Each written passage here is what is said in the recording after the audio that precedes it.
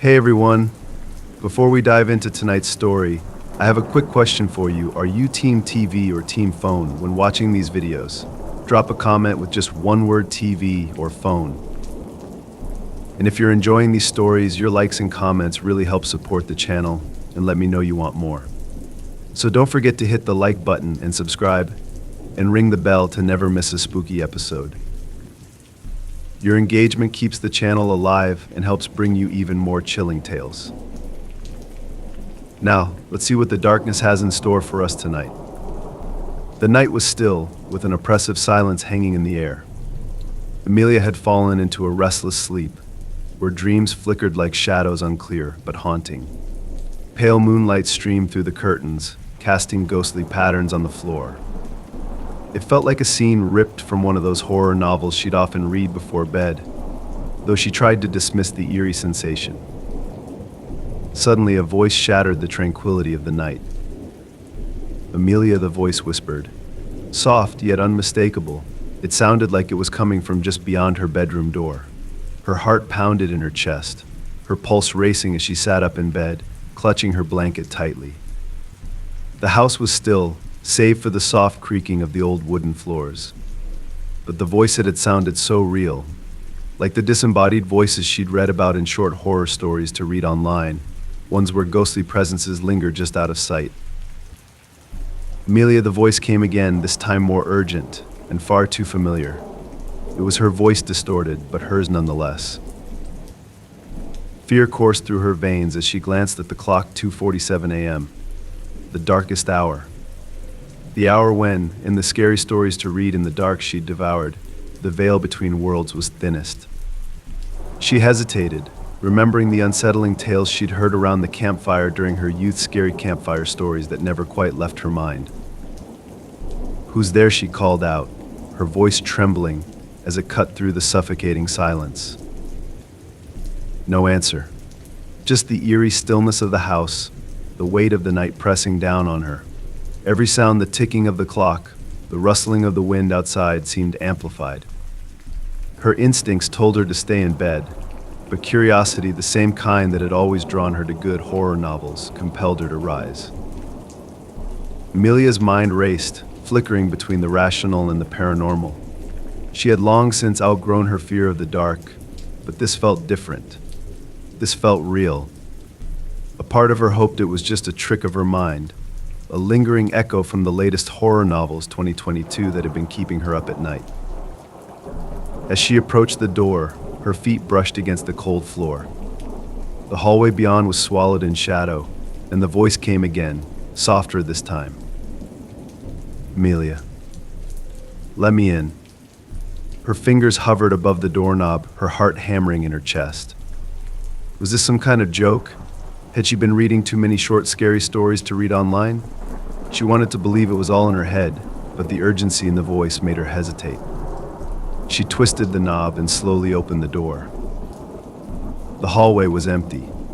The shadows seemed to stretch longer, deeper, as if something was lurking just out of sight. The air was thick with anticipation, as though the house itself was holding its breath. A chill ran down her spine. "What do you want?" she whispered, her voice barely audible, feeling the walls of the house close in on her. "Because I'm lonely," the voice replied, echoing from the darkness. The tone was almost pleading, pulling at her like the villain in the slasher novels she'd once been obsessed with, those killers who thrived in the dead of night, preying on those brave enough to face them. The voice beckoned again. "Amelia, open the door. Let me in." She swallowed hard, her throat dry, her body frozen in place. Fear and curiosity waged war within her. She could feel the pull, the magnetic draw of the voice. In her mind, she pictured what could be waiting beyond the threshold, a specter from one of the top horror novels, or perhaps something far more sinister, something even those terrifying, scary stories to tell had never quite prepared her for. But deep down, she knew this was no scary short story to read online. This was her life, and the choice she made tonight could change everything. She took a deep breath, steeling herself. Whatever was out there, whatever waited for her, she had to face it. With a trembling hand, she reached for the door handle again, pulled it open, and stepped into the unknown. As Amelia faces her darkest fears, what would you do? Have you ever experienced a chilling moment like this? If you're enjoying these twists and turns, don't forget to hit that like button. Your thoughts on Amelia's choices. Share them in the comments below, I'd love to hear. And if you crave more of these scary stories to read in the dark, make sure to subscribe for more terrifying tales. You won't want to miss what happens next. The soft glow of the streetlights illuminated the quiet suburban neighborhood, casting long shadows on the pavement. It was a crisp autumn evening, and as the leaves crunched underfoot, Ben watched his reclusive neighbor, Mr. Gordon, slip out of his house yet again. Mr. Gordon had always been a mystery, keeping to himself, rarely speaking to anyone. His late-night walks had recently become more frequent, happening at the oddest hours, just after midnight or sometimes at dawn. Ben couldn't help but be curious. After all, he'd always been a fan of good horror novels and loved delving into scary stories to read in the dark. But now the mystery was real, right in front of him, in his own neighborhood. Initially, Ben dismissed his curiosity, convincing himself that everyone had their routines. However, as the weeks passed, the urgency in Mr. Gordon's movements during these midnight walks piqued his interest. One night, after reading one too many short scary stories to read online, Ben's curiosity finally got the better of him. He grabbed his jacket, slipped on his sneakers, and decided to follow Mr. Gordon. The crisp air bit at his skin as he kept his distance, hiding behind bushes and parked cars. Mr. Gordon, oblivious to being watched, walked with purpose. His hands were shoved deep into his coat pockets, his head lowered as he made his way towards the woods that bordered their peaceful neighborhood. Ben hesitated for a moment at the edge of the tree line. The woods loomed dark and forbidding, like the setting of a scene from the top horror novels or one of those slasher novels he had read. He could almost imagine hearing the distant whisper of a voice saying, "Turn back," but he couldn't. Curiosity had its grip on him. He stepped into the woods, the crunch of leaves beneath his feet unnervingly loud in the stillness. He could see Mr. Gordon in the distance, his figure barely visible in the moonlight. The path twisted deeper into the forest, and Ben followed quietly, feeling a familiar, unnerving sensation crawling up his spine. It reminded him of those scary campfire stories he'd heard as a kid, the ones that left you looking over your shoulder long after the fire had died out. Mr. Gordon stopped at a clearing. In the middle of it stood an old, dilapidated cabin, its windows dark and boarded up. It looked like it had been abandoned for years, yet Mr. Gordon approached it with an unsettling sense of familiarity. Ben ducked behind a tree, watching as his neighbor hesitated at the door. For a long moment, Mr. Gordon simply stood there, as if weighing his options. Then, without looking back, he opened the door and disappeared inside. Ben's heart pounded in his chest. This wasn't one of those short horror stories to read online. This was happening right now. What could Mr. Gordon possibly be doing in that cabin at this hour? The thrill of the unknown washed over Ben, mingling with a growing sense of dread. He knew he should turn back, but something inside him urged him forward. He crept closer, staying low, until he reached the side of the cabin. The door had been left slightly ajar, and through the crack, Ben could see faint light flickering inside. His breath caught in his throat as he caught sight of Mr. Gordon standing in the middle of the room, surrounded by strange objects. Old photographs lined the walls, faces twisted in anguish, their eyes wide with terror. Ben's stomach churned. He recognized some of the people in those photos. They were neighbors, all of whom had gone missing over the past few years. His hands trembled as he pulled back from the door. He had uncovered something far worse than he had ever imagined. Mr. Gordon wasn't just a strange man taking midnight walks. No, this was something far more sinister, like the twisted villains in horror novels 2022. Ben tried to back away quietly, but as he turned, his foot snapped a branch beneath him. The sound was like a gunshot in the silent night. He froze. Mr. Gordon's head snapped toward the door, and for a moment, the world seemed to stop. "Who's there?" Mr. Gordon's voice was low, menacing. Panic surged through Ben as he ducked behind the nearest tree, his heart pounding in his ears. He prayed Mr. Gordon hadn't seen him. The footsteps approached the door, slow and deliberate. Ben could barely breathe, each second stretching into eternity. Just as he was about to make a run for it, the door creaked open. Ben dared a glance around the tree and saw Mr. Gordon standing in the doorway, scanning the area. His breath was visible in the cold night air, and his eyes were sharp, like a predator searching for its prey. After what felt like an eternity, Mr. Gordon turned back inside, muttering something to himself. The door creaked shut behind him. Ben didn't waste a second. He bolted through the woods, his feet barely touching the ground as branches whipped at his face and snagged his clothes. He didn't stop running until he reached the safety of his own house, slamming the door behind him. His mind raced with the horrific images from the cabin. He had never believed in monsters, but now he knew better. Sometimes they lived right next door. Dust motes danced in the dim light of the attic as Hannah sifted through old boxes, rediscovering the pieces of her family's history. It had been years since anyone had ventured up here, and each box seemed to hold a forgotten fragment of the past. She pushed aside old clothes, forgotten toys, and a few knickknacks, not expecting to find anything of significance. But then, tucked away at the bottom of one box, she found a faded envelope. Intrigued, she pulled it out and gently opened it. Inside was an old family photo, yellowed with age, the edges frayed. The image captured a sunny day, a family picnic in the park, with everyone gathered around a checkered blanket. Laughter seemed to echo from the photo, drawing Hannah in as she studied the familiar faces. Her grandparents, aunts, uncles, and cousins, they were all there, youthful and full of life. But something was wrong. As she looked closer, her stomach churned. Every face in the photo was crossed out with thick black lines. Every face except for one. Her mother. The sight unsettled Hannah deeply.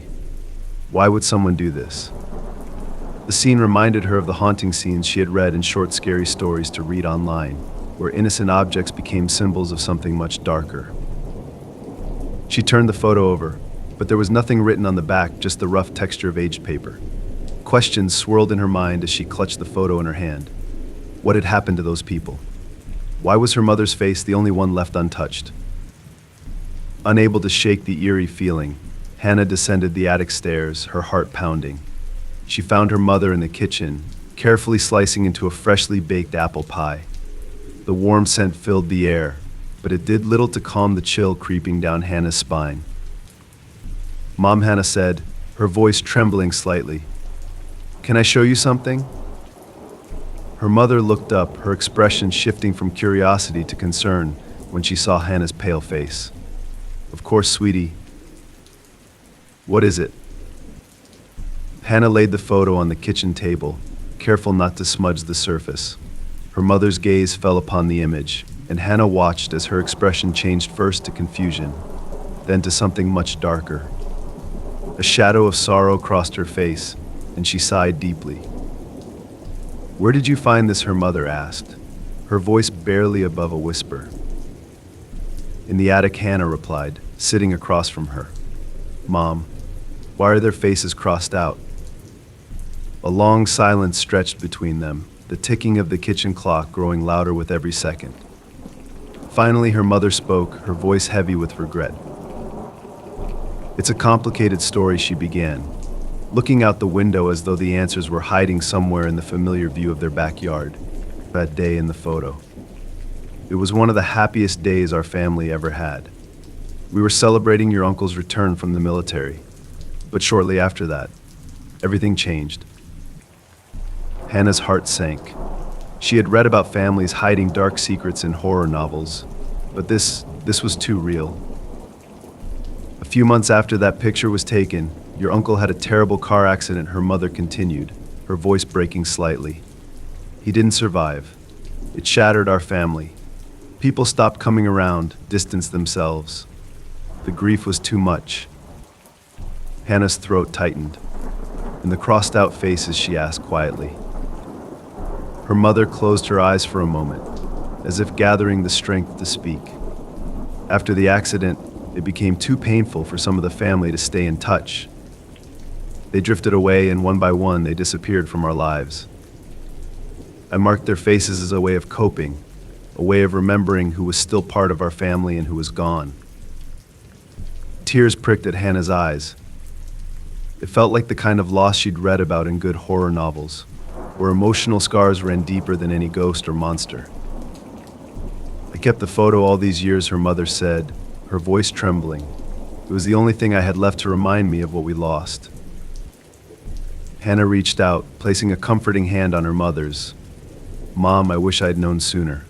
We could have talked about it, together." Her mother smiled softly, though it was tinged with sorrow. "I didn't want to burden you with it, but maybe it's time we start making new memories." As the sun began to set outside, casting a warm golden glow across the room, Hannah realized that while the past couldn't be changed, the future was still unwritten. Maybe they could reclaim some of what was lost and build new memories that honored the love that remained.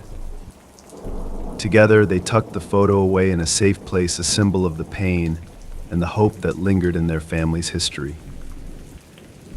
The early morning sun filtered through the dense canopy of trees, casting dappled shadows on the forest floor as Mark unzipped his tent. The crisp air was invigorating, filled with the earthy scent of pine and damp leaves. This was his first solo camping trip, a chance to disconnect from the chaos of everyday life and immerse himself in nature's embrace. Mark had always been drawn to the wilderness, often reading good horror novels about campers who found themselves in terrifying situations. But this trip was supposed to be different, peaceful. After a quick breakfast of granola and dried fruit, Mark decided to explore the area. The woods felt alive with the symphony of chirping birds and rustling leaves. He wandered deeper into the forest, marveling at how the light played through the trees. Each step felt like a release from the pressures of the city, a freedom that he hadn't felt in a long time. Hours into his hike, Mark found a small clearing with a pristine stream bubbling nearby. It was the perfect spot to rest, so he sat on a large rock, dipping his fingers into the cool water. He closed his eyes and let the sounds of nature wash over him. But then he heard something. A faint crackle, like a twig snapping. His eyes shot open as he instinctively scanned the surrounding trees. At first he saw nothing, just the woods, quiet and still. But then, out of the corner of his eye, he caught a glimpse of movement. A shadow darted between the trees. Mark's heart skipped a beat. He told himself it was just a deer, or maybe a playful squirrel. After all, he had read plenty about the wildlife in the area, and it wasn't uncommon to encounter animals while hiking. But this felt different. The shadow was larger, more deliberate in its movement. It reminded him of the ominous figures described in scary stories to read in the dark, those unsettling presences that seemed to watch from the shadows, waiting for the perfect moment to reveal themselves. He shrugged it off, attributing his unease to the isolation. Maybe he had been reading too many short horror stories to read online lately. The woods had a way of playing tricks on the mind, especially when you were alone. After a while, Mark gathered his courage and decided to continue his exploration. He wandered deeper into the forest, fascinated by the intricate patterns of light and shadow.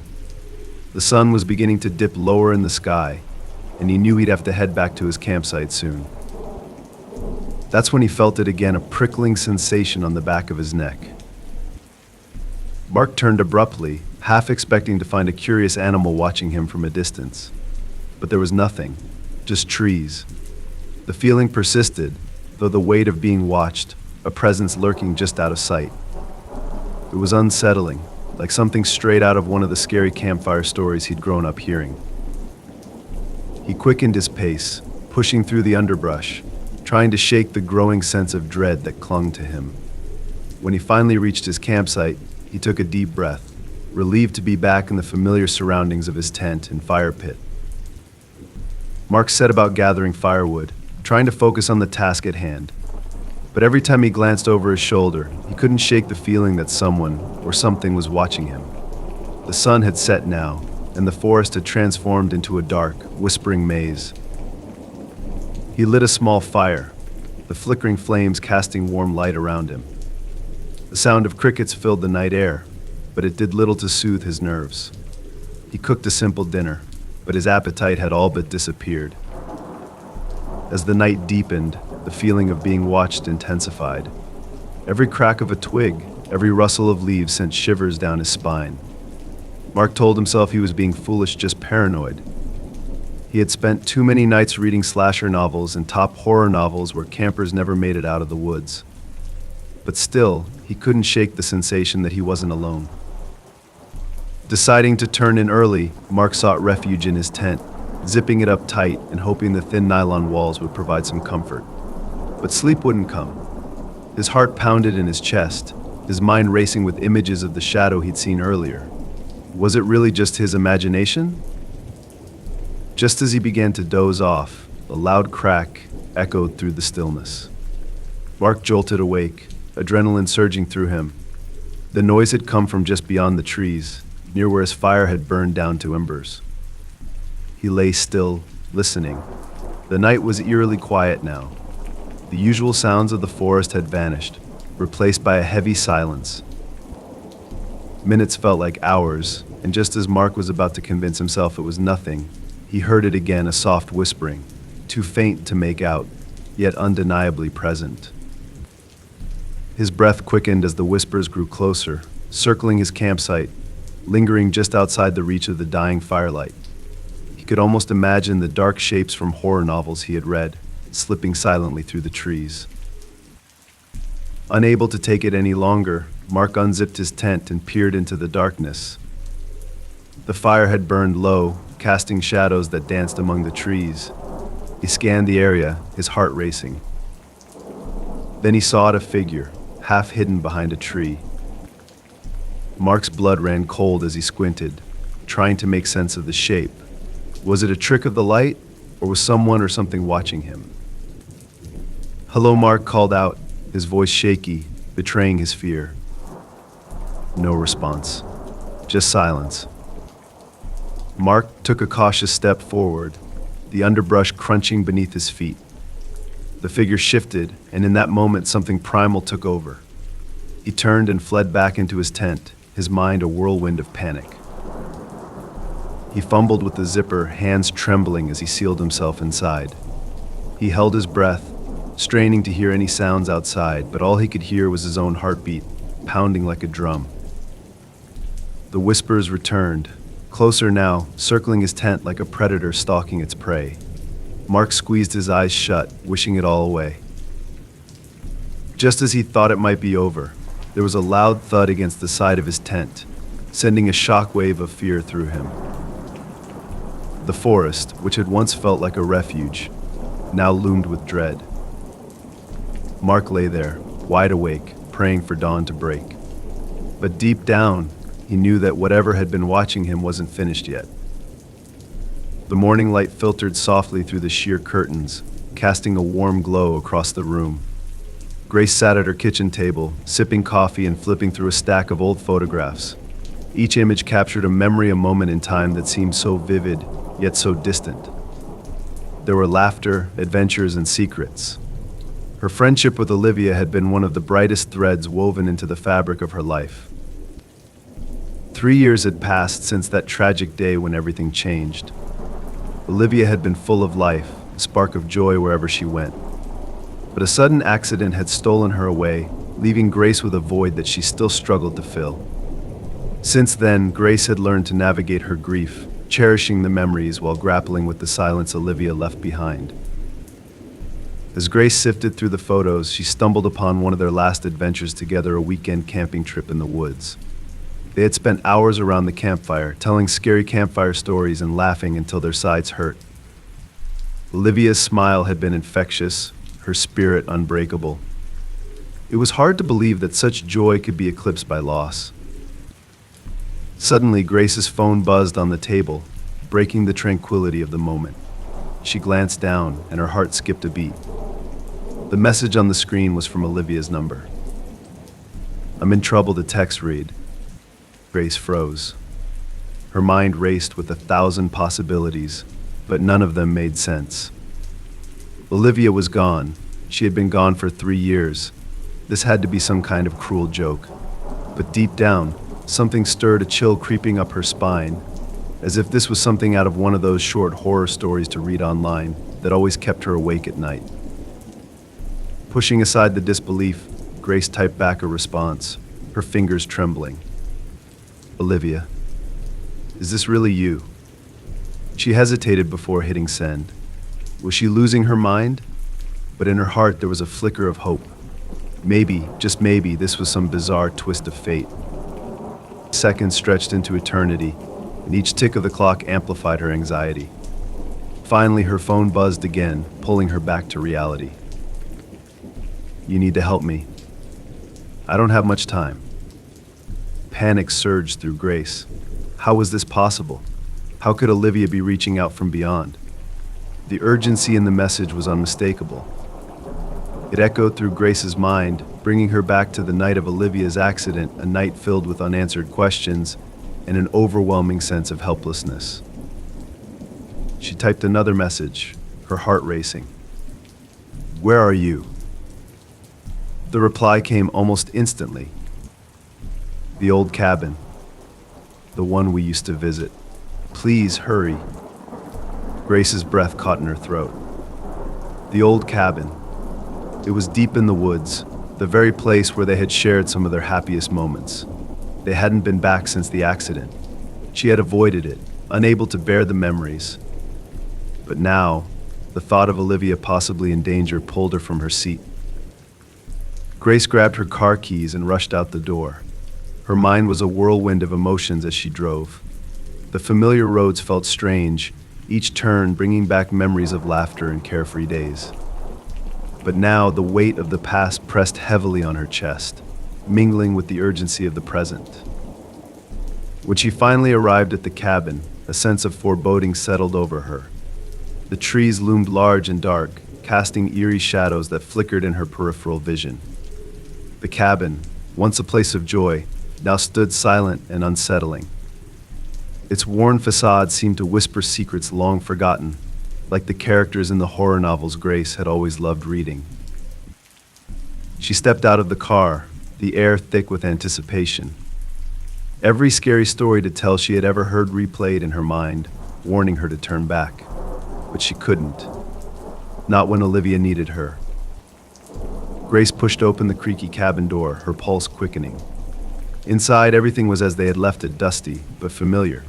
The fireplace where they had roasted marshmallows still held the cold remnants of ash, a haunting reminder of happier times.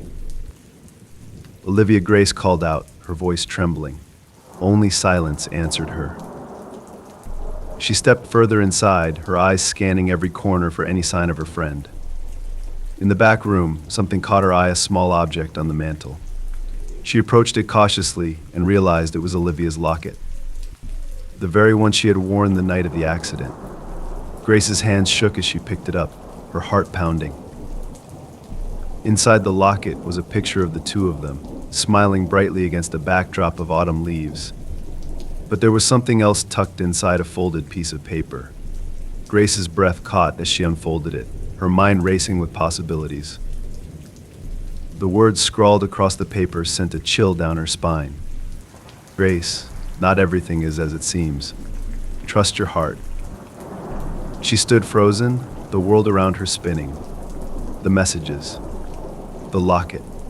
Olivia's voice in her mind, urging her to understand. Suddenly, everything clicked. The texts, the memories, the overwhelming feeling of connection. Olivia wasn't just sending a message from the beyond, she was reminding Grace of something deeper. Something that transcended time and space.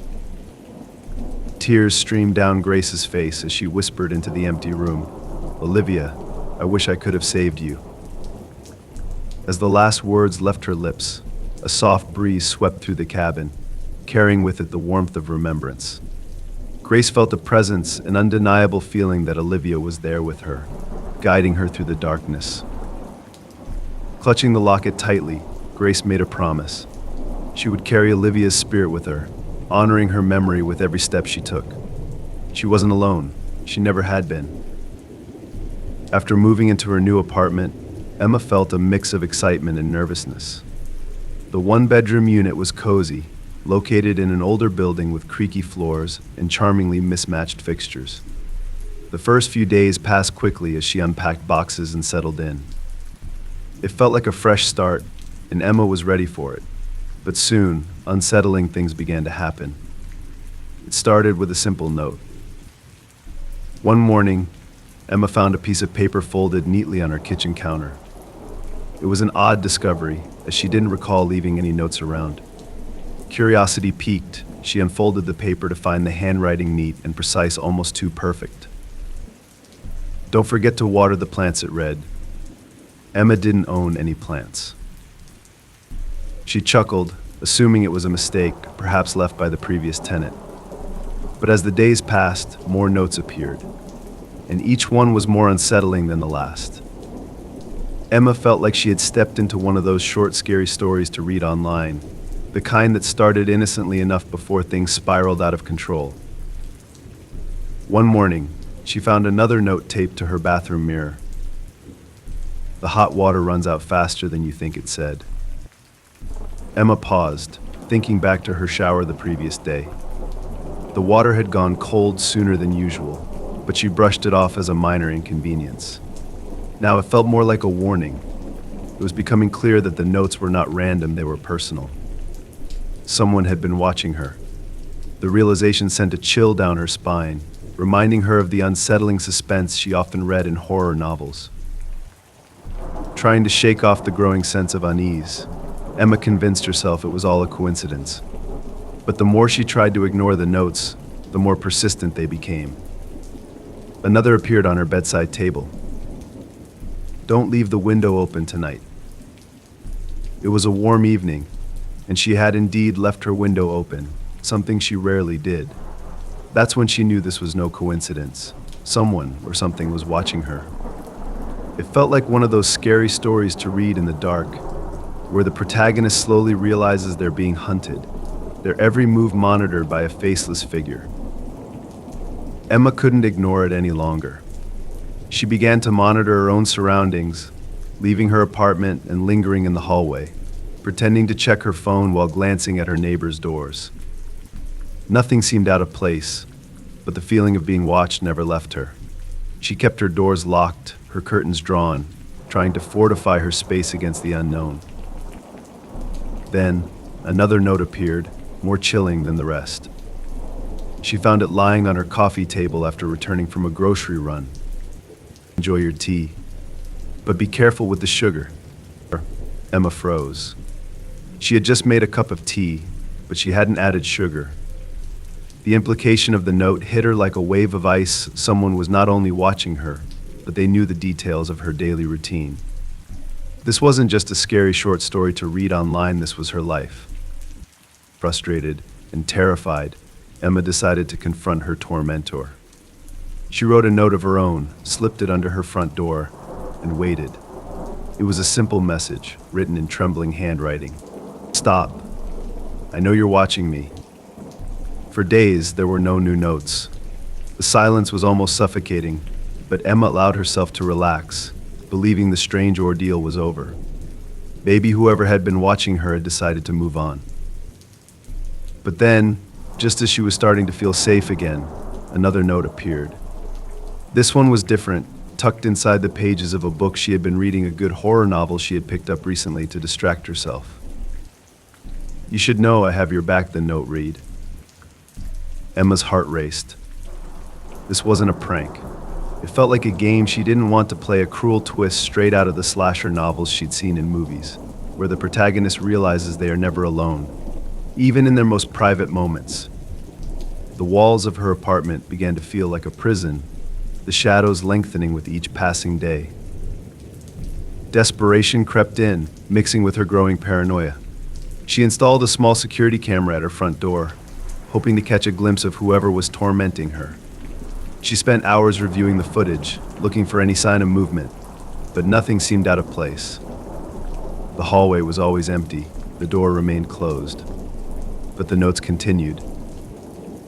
One night, Emma found a note on her pillow, sending a jolt of fear through her. "I'm closer than you think." That night, she lay wide awake, every sound amplified in the silence. She could barely close her eyes, terrified of what might happen next. The familiar details of her apartment, the comforting glow of the streetlights outside, the soft hum of the refrigerator now felt sinister, as if they were hiding something she couldn't see. In a last-ditch effort, Emma decided to seek help. She uploaded the security footage and her story to an online community, hoping for advice. The responses flooded in, a mix of sympathy, disbelief, and suggestions. Some people told her to confront her neighbors. Others advised her to call the police. But no one had concrete answers. That evening, another note appeared.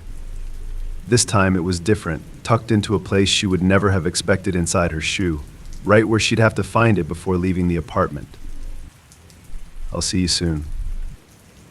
Emma's blood ran cold. Whoever this was, they were bolder now, unafraid to cross boundaries. She couldn't shake the feeling that no matter what she did, this game of cat and mouse was far from over. The sun hung low in the sky, casting long shadows across the empty street as Lauren leaned against the cool brick wall of her favorite cafe. The familiar scent of coffee and baked goods filled the air, but today her stomach was heavy with something else in uneasy anticipation. Her brother Jason had just left to run a quick errand. She watched as he turned the corner, his backpack slung casually over one shoulder, completely unaware of what was about to happen. Lauren could remember the exact moment it happened. A sudden shout echoed through the street, followed by the sound of pounding footsteps. She pushed off the wall, her heart racing. A figure darted past her, tall and wiry, clutching Jason's backpack.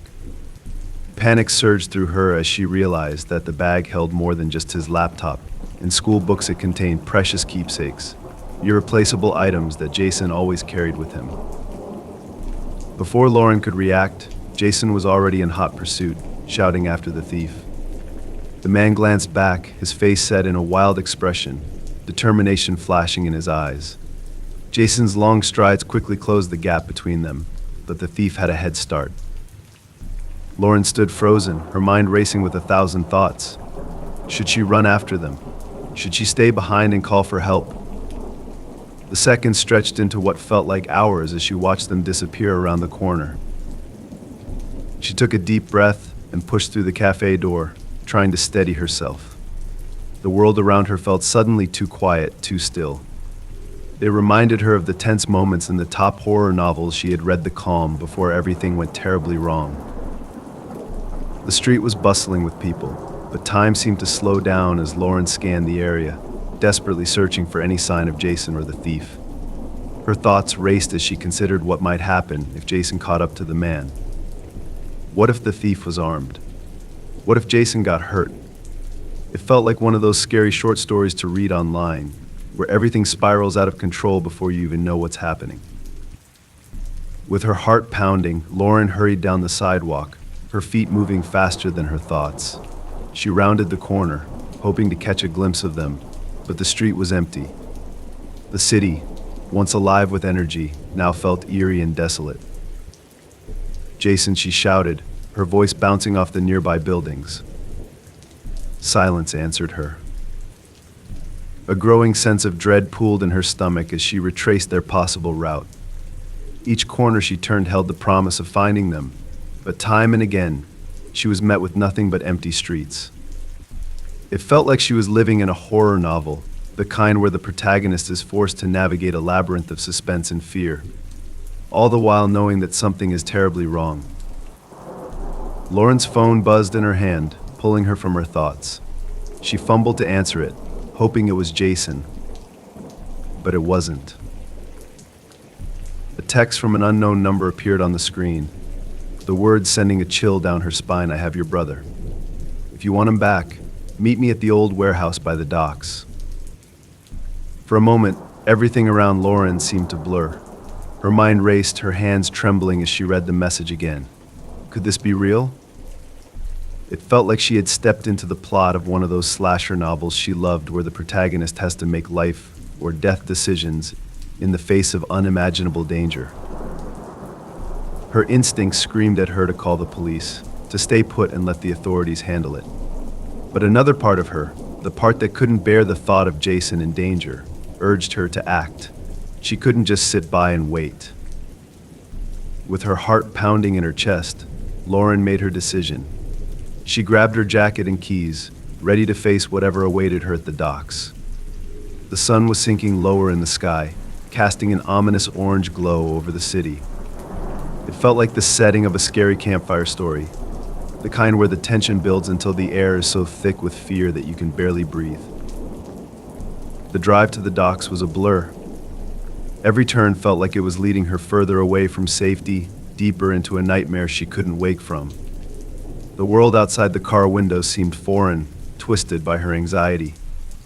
She could hear her heartbeat in her ears, each thud reminding her that time was running out. When she finally arrived at the old warehouse, the area was eerily quiet. The building loomed ahead of her, its faded exterior draped in shadows. Lauren swallowed hard and stepped out of the car. The air was thick with dread, and every part of her screamed to turn back. But she couldn't. She made her way to the entrance, her hands trembling as she pushed open the heavy door. Inside, the warehouse was dark, the only light coming from the faint glow of the setting sun through the broken windows. It felt like the climax of one of those scary stories to read in the dark, the kind where you know the worst is just around the corner. Jason, she called out, her voice echoing in the empty space. No response. Just silence. Her phone buzzed again, the glow of the screen illuminating the darkness. Another message from the same unknown number come inside. You're almost there. Lauren's pulse quickened. She took a deep breath, stepping further into the warehouse. Her footsteps echoed, each step amplifying the tension that hung in the air. Every shadow seemed to move, every sound magnified by the silence. It reminded her of the short horror stories to read online that always seemed to get under her skin, making her question every little thing around her. Suddenly, she heard a soft noise. It was faint, but unmistakable Jason's voice. Her heart raced as she followed the sound, pushing past old crates and abandoned equipment until she reached the back of the warehouse. There, in the dim light, she saw Jason tied to a chair, his eyes wide with fear. Lauren, he called out, struggling against his bonds.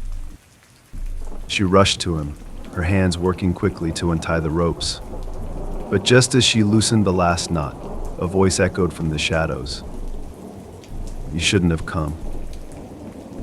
Lauren spun around, her heart pounding as a figure stepped out of the darkness. If this story left you on the edge of your seat, don't forget to hit like. What would you do if you were in Lauren's situation? Share your thoughts in the comments below. I'd love to hear how you'd handle it. And if you enjoy scary stories to tell like this, make sure to subscribe for more heart-pounding tales. You won't want to miss what happens next. In the heart of the city, a sprawling park offered a quiet escape from the urban rush. On a crisp autumn afternoon, Mia decided to take a leisurely stroll, her feet crunching through the golden leaves that covered the ground. Her mind was elsewhere, drifting to the endless tasks that awaited her: work deadlines, social obligations, and the constant buzz of life. But here, in the serenity of the park, everything seemed to fade away. As she walked along the path, admiring the trees illuminated by the soft sunlight, she noticed a figure in the distance. At first, the person blended into the background, just another face in the crowd. But as Mia looped around a bend, she caught another glimpse, and her heart skipped a beat. The woman in the distance looked eerily familiar. Long dark hair fell over her shoulders, her features sharp as though chiseled from stone. What unsettled Mia was that the woman wasn't just anyone, she looked exactly like her. It felt like something out of one of those horror novels Mia often lost herself in, where the main character is haunted by a strange doppelganger. Mia shook her head, brushing it off as a trick of the light. But as she continued her walk, she couldn't shake the feeling of being watched. It reminded her of the unsettling tension she felt when reading scary short stories to read online, where the protagonist slowly realizes that something or someone is following them. Glancing over her shoulder, she saw the woman again, closer this time. Their eyes locked for a brief moment. Mia's heart raced as she picked up her pace. Was this woman following her? Was it just her imagination? She tried to tell herself that this was a public park, filled with people, and it was nothing to worry about. But as she quickened her pace, so did the woman. Mia's breath caught in her throat. She had read plenty of scary stories to tell around a campfire growing up, and one thing she had learned was to trust her instincts. Something about this situation felt wrong. Every fiber of her being urged her to leave the park, but the rational side of her argued against it. Maybe it was just coincidence, she thought. Maybe this woman wasn't following her at all. Despite her attempts to rationalize it, the tension gnawed at her, just like the fear she'd felt while reading top horror novels. She walked faster, her eyes darting around, searching for an exit. The laughter of children and the distant hum of city life faded into the background as Mia's focus narrowed on the woman. The stranger matched her every movement, her long strides mirroring Mia's. Panic surged through Mia as she turned a corner, finding herself alone on a secluded path. Her heart pounded in her chest as the wind whispered through the trees, carrying with it an eerie sense of foreboding. It was like she had stepped into one of those scary stories to read in the dark, where the setting seems peaceful until everything goes wrong. Mia spun around, prepared to confront the woman, but when she turned, the woman was gone. The path behind her was empty, silent, as though the stranger had never been there at all. Mia stood frozen, her breath coming in short, shallow gasps. Had she imagined it? She took a few hesitant steps forward, glancing around, her nerves still on edge. That's when she heard a soft rustling behind her. Mia whipped around, her eyes wide, scanning the trees for any sign of movement. Her pulse quickened as the shadows seemed to lengthen around her, the once peaceful park now feeling like the setting of a slasher novel. And then she saw her. The woman was standing just a few feet away, partially hidden behind a tree. Her face was pale, almost ghostly, her eyes locked onto Mia's with an intensity that made her skin crawl. This wasn't normal. This wasn't right. Mia took a step back, her mind racing. This felt too real to be her imagination, but it also felt impossible. Who was this woman, and why did she look exactly like her? Summoning her courage, Mia called out, her voice shaking. "Who are you? What do you want?" The woman's expression didn't change. She simply stood there, watching, her eyes boring into Mia's. After what felt like an eternity, she spoke, her voice soft and hauntingly familiar. "I am you." Mia's heart stopped. "What are you talking about?" she asked, her voice barely above a whisper.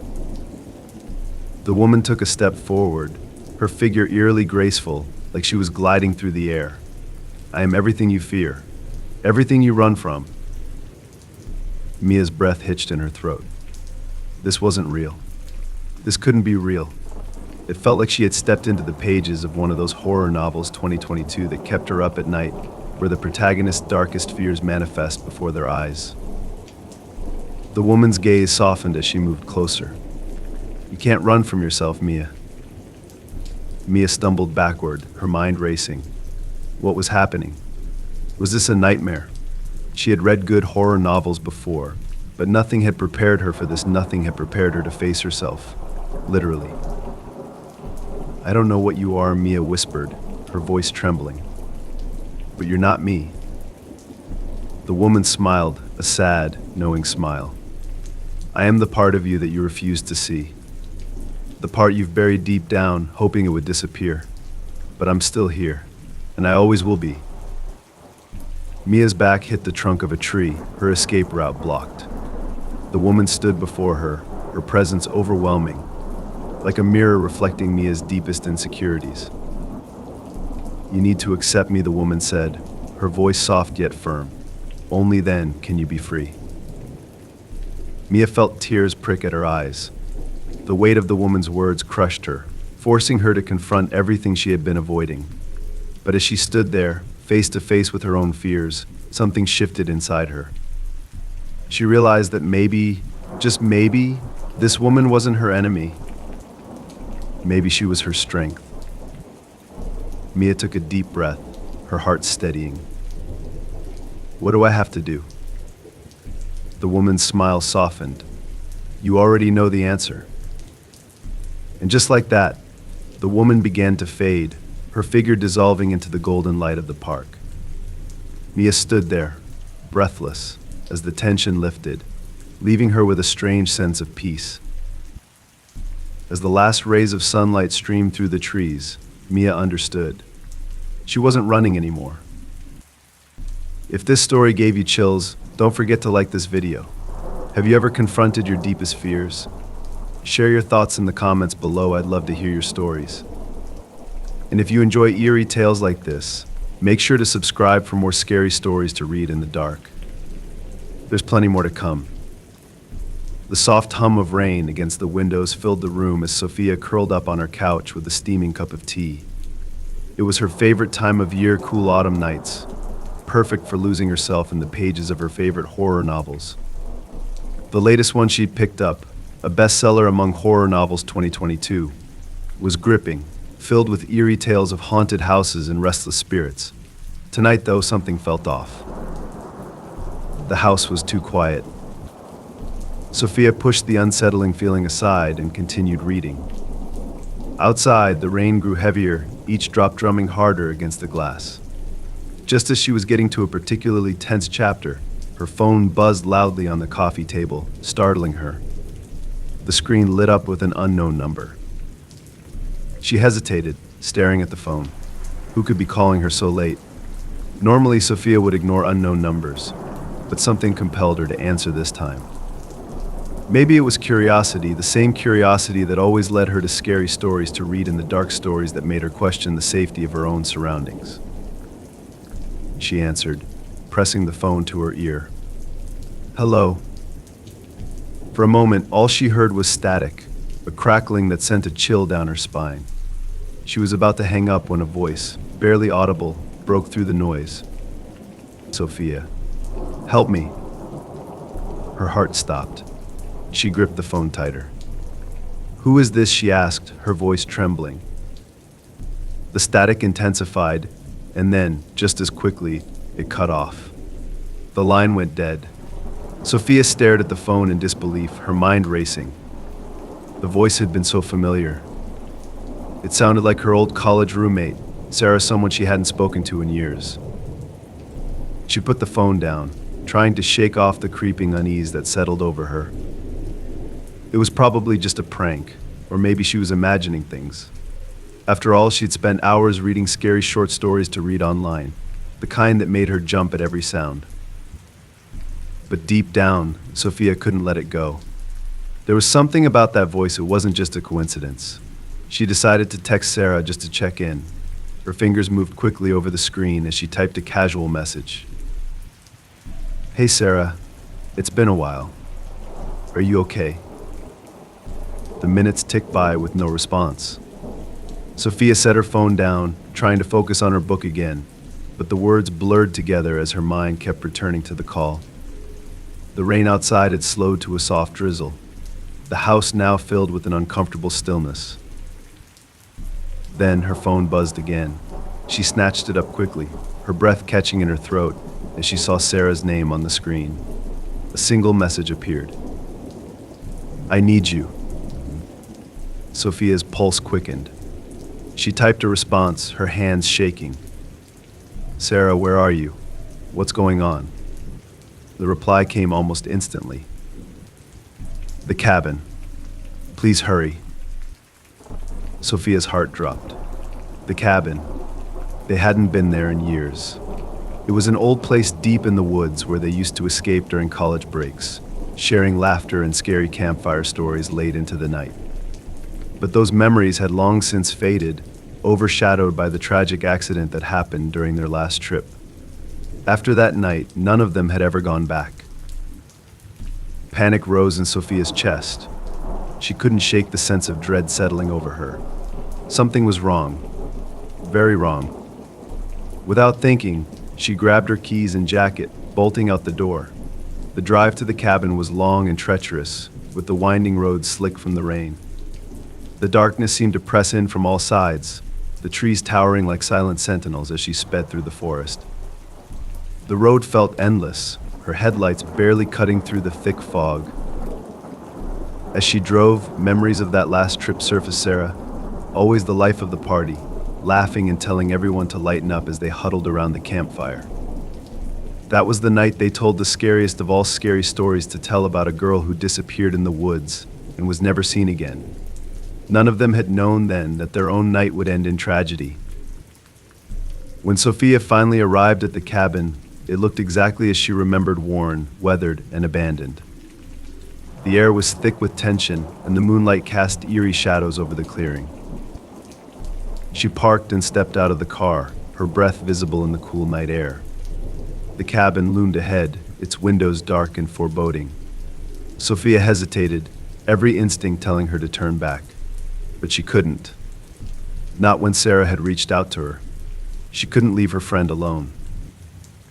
With a deep breath, Sophia approached the cabin, the wooden steps creaking under her weight.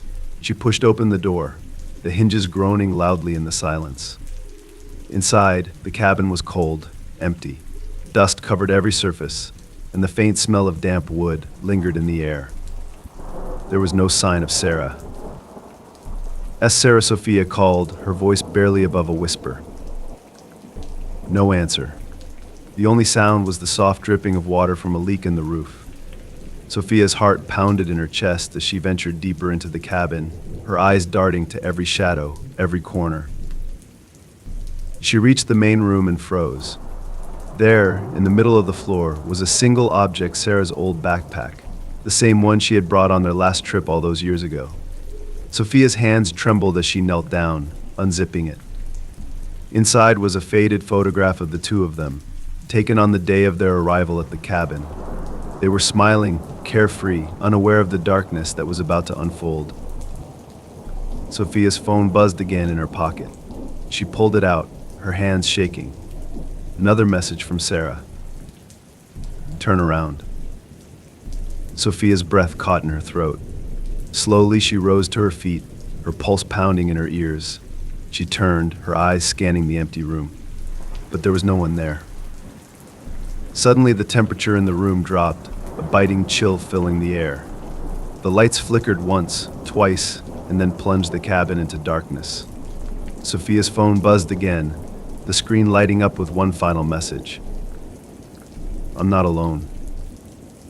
Sophia's scream echoed through the empty cabin as she backed away, her mind racing. She had to get out. She turned and ran, bursting through the front door and into the cold night air. She didn't stop running until she reached her car, her hands fumbling with the keys as she sped away from the cabin, the forest closing in around her. Whatever was waiting for her in that cabin, she wasn't ready to face it. It was late in the evening when Lucas finally sat down in his living room, feeling the exhaustion of the day wash over him. The old farmhouse, passed down through generations, creaked with age as the wind howled outside. The isolated location had always provided peace and quiet, but tonight something felt different, something unsettling lingered in the air. Lucas had always loved good horror novels, especially the ones that made you question what was real and what was imagined. Tonight, though, the unease in the pit of his stomach wasn't fictional. The wind outside rattled the windows, but the farmhouse held steady as Lucas settled in for the night. His favorite chair creaked under his weight, and he began flipping through channels, trying to find something to distract himself. As he mindlessly scrolled through the TV, his phone buzzed on the coffee table. A message from an unknown number appeared. How's the farmhouse? I'm coming over soon. Lucas furrowed his brow. It was a strange message, and he didn't recognize the number. He had no plans to meet anyone tonight. The message felt like something out of a scary short story to read online, the kind where a seemingly innocent text leads to something far more sinister. He shrugged it off, thinking it must have been sent by mistake. Maybe someone was texting the wrong person. But as the night grew later and the house seemed to settle into a deeper silence, the unease returned. The wind outside had died down, but the stillness that replaced it felt heavier. Half an hour later, his phone buzzed again. The same unknown number. I'm closer now. Lucas sat up straight, his heart pounding. His first instinct was to call the number back, but something told him that wouldn't be a good idea. His pulse quickened as the house seemed to grow colder. He checked the locks on the doors and windows, making sure everything was secure. The old farmhouse had been his sanctuary for years, a place of comfort. But now it felt like the walls were closing in, like something unseen was watching him. His phone buzzed again, and this time he didn't want to read the message. But he couldn't help himself. His hand shook slightly as he picked up the phone and glanced at the screen. I'm at the door. Lucas shot to his feet, adrenaline surging through him. His eyes darted toward the front door, which stood at the far end of the living room. Everything in him screamed not to check. It was like the beginning of one of those scary stories to read in the dark, where the protagonist always made the wrong choice, opening the door to their worst fears. He approached the door cautiously, the floorboards creaking beneath his feet. Every step felt heavier than the last, as if the air in the room had thickened. He reached the door and peered through the peephole, holding his breath. Nothing. The front porch was empty. The only sound was the faint rustling of leaves as a breeze picked up again. Lucas let out a breath, relieved but still on edge. He double-checked the lock and turned to head back to the couch. Then, the knock came. 3 slow, deliberate knocks echoed through the room, sending a chill down Lucas's spine. His mind raced. He had just checked the porch, there had been no one there. The knock sounded again, louder this time. It felt like the climax of one of those slasher novels he had read, where the danger was always closer than you thought. Who's there? Lucas called out, his voice steadier than he felt. No answer, just silence. He wasn't going to open the door, not without knowing who or what was on the other side. His phone buzzed again. He didn't want to look, but he forced himself to check the message. Open the door. His hands trembled as he stood frozen in place. He could hear his own heartbeat, loud in the quiet room. It was the kind of dread you read about in top horror novels, the slow realization that something evil was near. Lucas had never believed in the supernatural, but tonight it felt like the farmhouse was haunted by something far worse than a ghost. Suddenly he heard footsteps behind him. Lucas spun around, his eyes wide with fear. The living room was empty, but he could feel that sensation of being watched. His breath came in short, shallow gasps as the air seemed to grow colder. The shadows in the room stretched longer, darker, as if something was lurking just beyond his vision. His phone buzzed again. I'm inside. Panic surged through Lucas. He stumbled backward, his mind racing. He had locked all the doors, secured every window. But somehow, whoever was texting him was already inside the house. It was like one of those scary campfire stories where the monster is already in the room before you even know it. He backed up against the wall, his hand fumbling to find anything to defend himself. But the house remained silent still.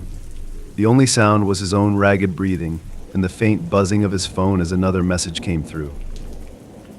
Look behind you. Lucas froze, every muscle in his body tensing. He didn't want to turn around, but the pull was too strong. Slowly he turned his head, expecting to see someone standing behind him. But the room was empty. The cold air wrapped around him, suffocating, as his eyes darted around the room. He couldn't see anyone, but he could feel the presence, something watching him, something waiting. His phone buzzed once more.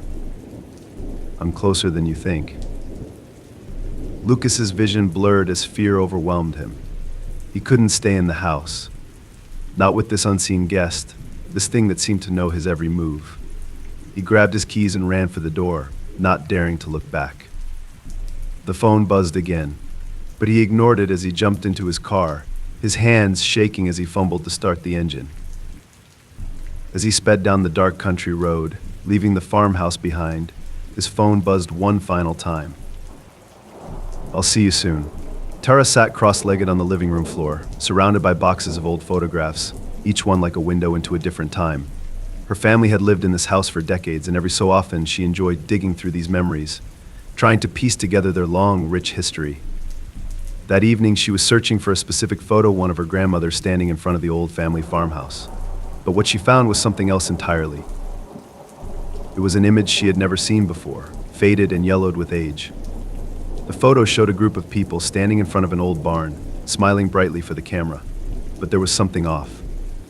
The more Tara stared at it, the more a feeling of unease settled over her. There, standing just behind the group, was a figure faint, almost like a shadow. At first she thought it was a trick of the light, but the longer she looked, the clearer it became. A woman, dressed in old-fashioned clothing, her face partially obscured, stood at the edge of the frame. Her eyes, though barely visible, seemed to stare directly at Tara.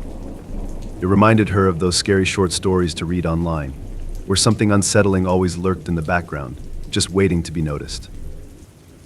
Tara's heart skipped a beat. She had gone through these boxes countless times, but she had never seen this photo before, and she certainly didn't remember anyone mentioning a mysterious figure in the family albums.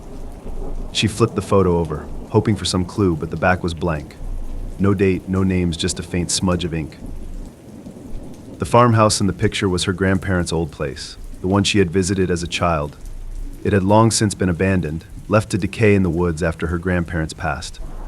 Tara hadn't been back in years, not since her parents sold the property. But now, staring at the photo, a chill ran down her spine. Who was that woman? She quickly packed up the boxes, her hands trembling slightly. But the image stayed with her, the mysterious figure burned into her mind. She couldn't shake the feeling that she had seen the woman before, not just in the photograph, but somewhere else. Maybe in the stories her grandmother used to tell her as a child, tales that seemed harmless at the time, but now took on a darker tone. Later that night, after trying to distract herself with a movie, Tara found herself still thinking about the photo. It was like she had stepped into one of the scary stories to tell she had heard growing up, the kind where a single, strange discovery sets off a chain of terrifying events. Unable to resist, she grabbed her laptop and began searching for any information about the old farmhouse, hoping to find some history about the land or the people who lived there before her family. What she found was more unsettling than she had expected. The farmhouse had been built in the late 1800s, and the land had changed hands several times before her grandparents bought it. According to local folklore, the area was rumored to be haunted. Tara's heart pounded as she read accounts of strange sightings, ghostly figures seen near the barn, disembodied voices heard in the woods. One name kept coming up: Lily Carpenter. Lily had lived in the farmhouse long before Tara's family had owned it. She was a widow, known for her reclusive nature. Some said she practiced strange rituals in the woods. Others claimed she never left the house after her husband's sudden death. But what sent a shiver down Tara's spine was the story of Lily's disappearance. One day she had simply vanished, leaving behind only whispers of ghostly sightings around the property. Tara's mind raced. The figure in the photo, could it be Lily? Was this one of those good horror novels she loved reading, where the past never truly stayed buried? She had to know more. Without giving herself time to second-guess the decision, Tara grabbed her keys and headed out to the farmhouse. It was only an hour's drive away, but it felt like she was traveling to another world, one steeped in mystery and fear. As she drove down the winding roads, the sky grew darker, the trees casting long shadows across the narrow path. The house came into view, its roof sagging, windows boarded up, and the barn just visible in the distance. The air was heavy with the weight of forgotten memories, and the silence was deafening. It was like stepping into one of those horror novels where the protagonist returns to the place that holds the answers to their darkest fears. Tara parked the car and hesitated, staring at the house. Every instinct told her to leave, to turn back and forget about the photo. But she couldn't. Not now. She approached the front door, which creaked loudly as she pushed it open. The inside of the house was cold, the musty smell of decay filling the air. Her footsteps echoed through the empty rooms as she made her way to the back, where the barn stood just beyond the overgrown fields. As she stepped outside, the wind picked up, rustling the tall grass. Tara's heart raced as she approached the barn, the same one from the photograph. She could almost feel the eyes of the woman in the picture watching her, waiting for her to uncover the truth. The barn door groaned as she pulled it open, the dark interior swallowing her whole. She clicked on her flashlight, the beam cutting through the dust and shadows. The inside of the barn was empty, save for a few old tools and broken furniture. But something in the far corner caught her eye, an old mirror, its glass cloudy with age. She stepped closer, her reflection distorted in the cracked surface. And then she saw her, the woman from the photograph. She stood behind Tara, her figure faint but unmistakable, her eyes locked onto Tara's through the reflection. Tara's breath hitched in her throat as she spun around, but the barn was empty. Her heart pounded in her ears as she turned back to the mirror, but the figure was gone. Her phone buzzed in her pocket, the sudden sound making her jump. She pulled it out, her hands trembling as she read the message. "Do you see me now?" Tara's blood ran cold. She stumbled backward, her heart racing as her mind tried to make sense of what she had just seen. The photo, the figure in the mirror, was it real? Was Lily Carpenter still haunting the land, waiting for someone to notice her? The air grew colder, and Tara knew she couldn't stay any longer. She bolted out of the barn, the wind whipping through the trees as she ran back to her car. As she drove away, the farmhouse disappeared into the distance, but the image of the woman stayed with her, burned into her mind. And as she glanced in the rearview mirror, she swore she saw her again, standing at the edge of the road, watching. Late one night, Ethan sat at his desk, tapping away at his laptop in his dimly lit apartment. His office was his sanctuary, a small room cluttered with books, scattered notes, and the glowing hum of his computer screen. It was the perfect space to work on his passion project, a new novel, one inspired by the good horror novels he'd read over the years. But tonight, the creative process was slow, his thoughts wandering as the clock ticked past midnight. The apartment was unusually quiet, save for the occasional creak of the old wooden floor beneath his feet. Ethan had lived there for a few months now, and though he enjoyed the peace and quiet, something about the building always made him uneasy. The other tenants rarely spoke, the hallways were dim, and sometimes late at night he'd hear faint footsteps from the floor above. But there wasn't supposed to be anyone living up there. The landlord had told him the unit was vacant. Still, Ethan tried to brush off the eerie feelings, as his imagination running wild after all. He'd been spending hours diving into short horror stories to read online and scary stories to tell, so it was no wonder his mind was playing tricks on him. But as the night stretched on, that nagging sense of unease refused to leave. Around 2 a.m., just as Ethan was about to call it a night, something strange happened. The lights in his apartment flickered once, twice, and then went out completely, plunging the room into total darkness. Ethan groaned, annoyed. The power had been unstable in the building before, but this outage felt different, more sudden, like the lights had been intentionally snuffed out. He fumbled around in the dark, reaching for his phone. The screen illuminated his face as he pulled up his flashlight, casting long, eerie shadows across the room. He got up and headed toward the hallway to check the fuse box, hoping it was just a minor issue. But as he stepped into the hallway, a chill ran down his spine. The hallway was completely dark, not a single light shining from the other apartments. And yet, it didn't feel empty. Ethan's footsteps echoed as he made his way toward the electrical panel, his pulse quickening with every step. He couldn't shake the feeling that he wasn't alone. It was the same sensation he'd read about in horror novels, the creeping dread, the sudden awareness that someone or something was watching. He reached the fuse box and opened it, squinting in the dim light from his phone. To his confusion, none of the breakers were tripped. The power should have been on. He flipped a few switches back and forth, but nothing happened. His apartment, and the entire floor, remained shrouded in darkness. As he turned to head back to his room, Ethan's phone buzzed in his hand. He paused, glancing down at the screen. A text message appeared from an unknown number. "Stay out of the dark." Ethan's heart skipped a beat. He stared at the message, his mind racing. Who could have sent this?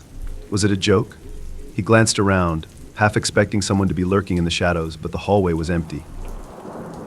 "Hello," he called out, his voice echoing through the dark, empty corridor. No answer. Just silence. He took a deep breath and tried to rationalize the situation. Maybe it was a prank. Maybe someone in the building was messing with him.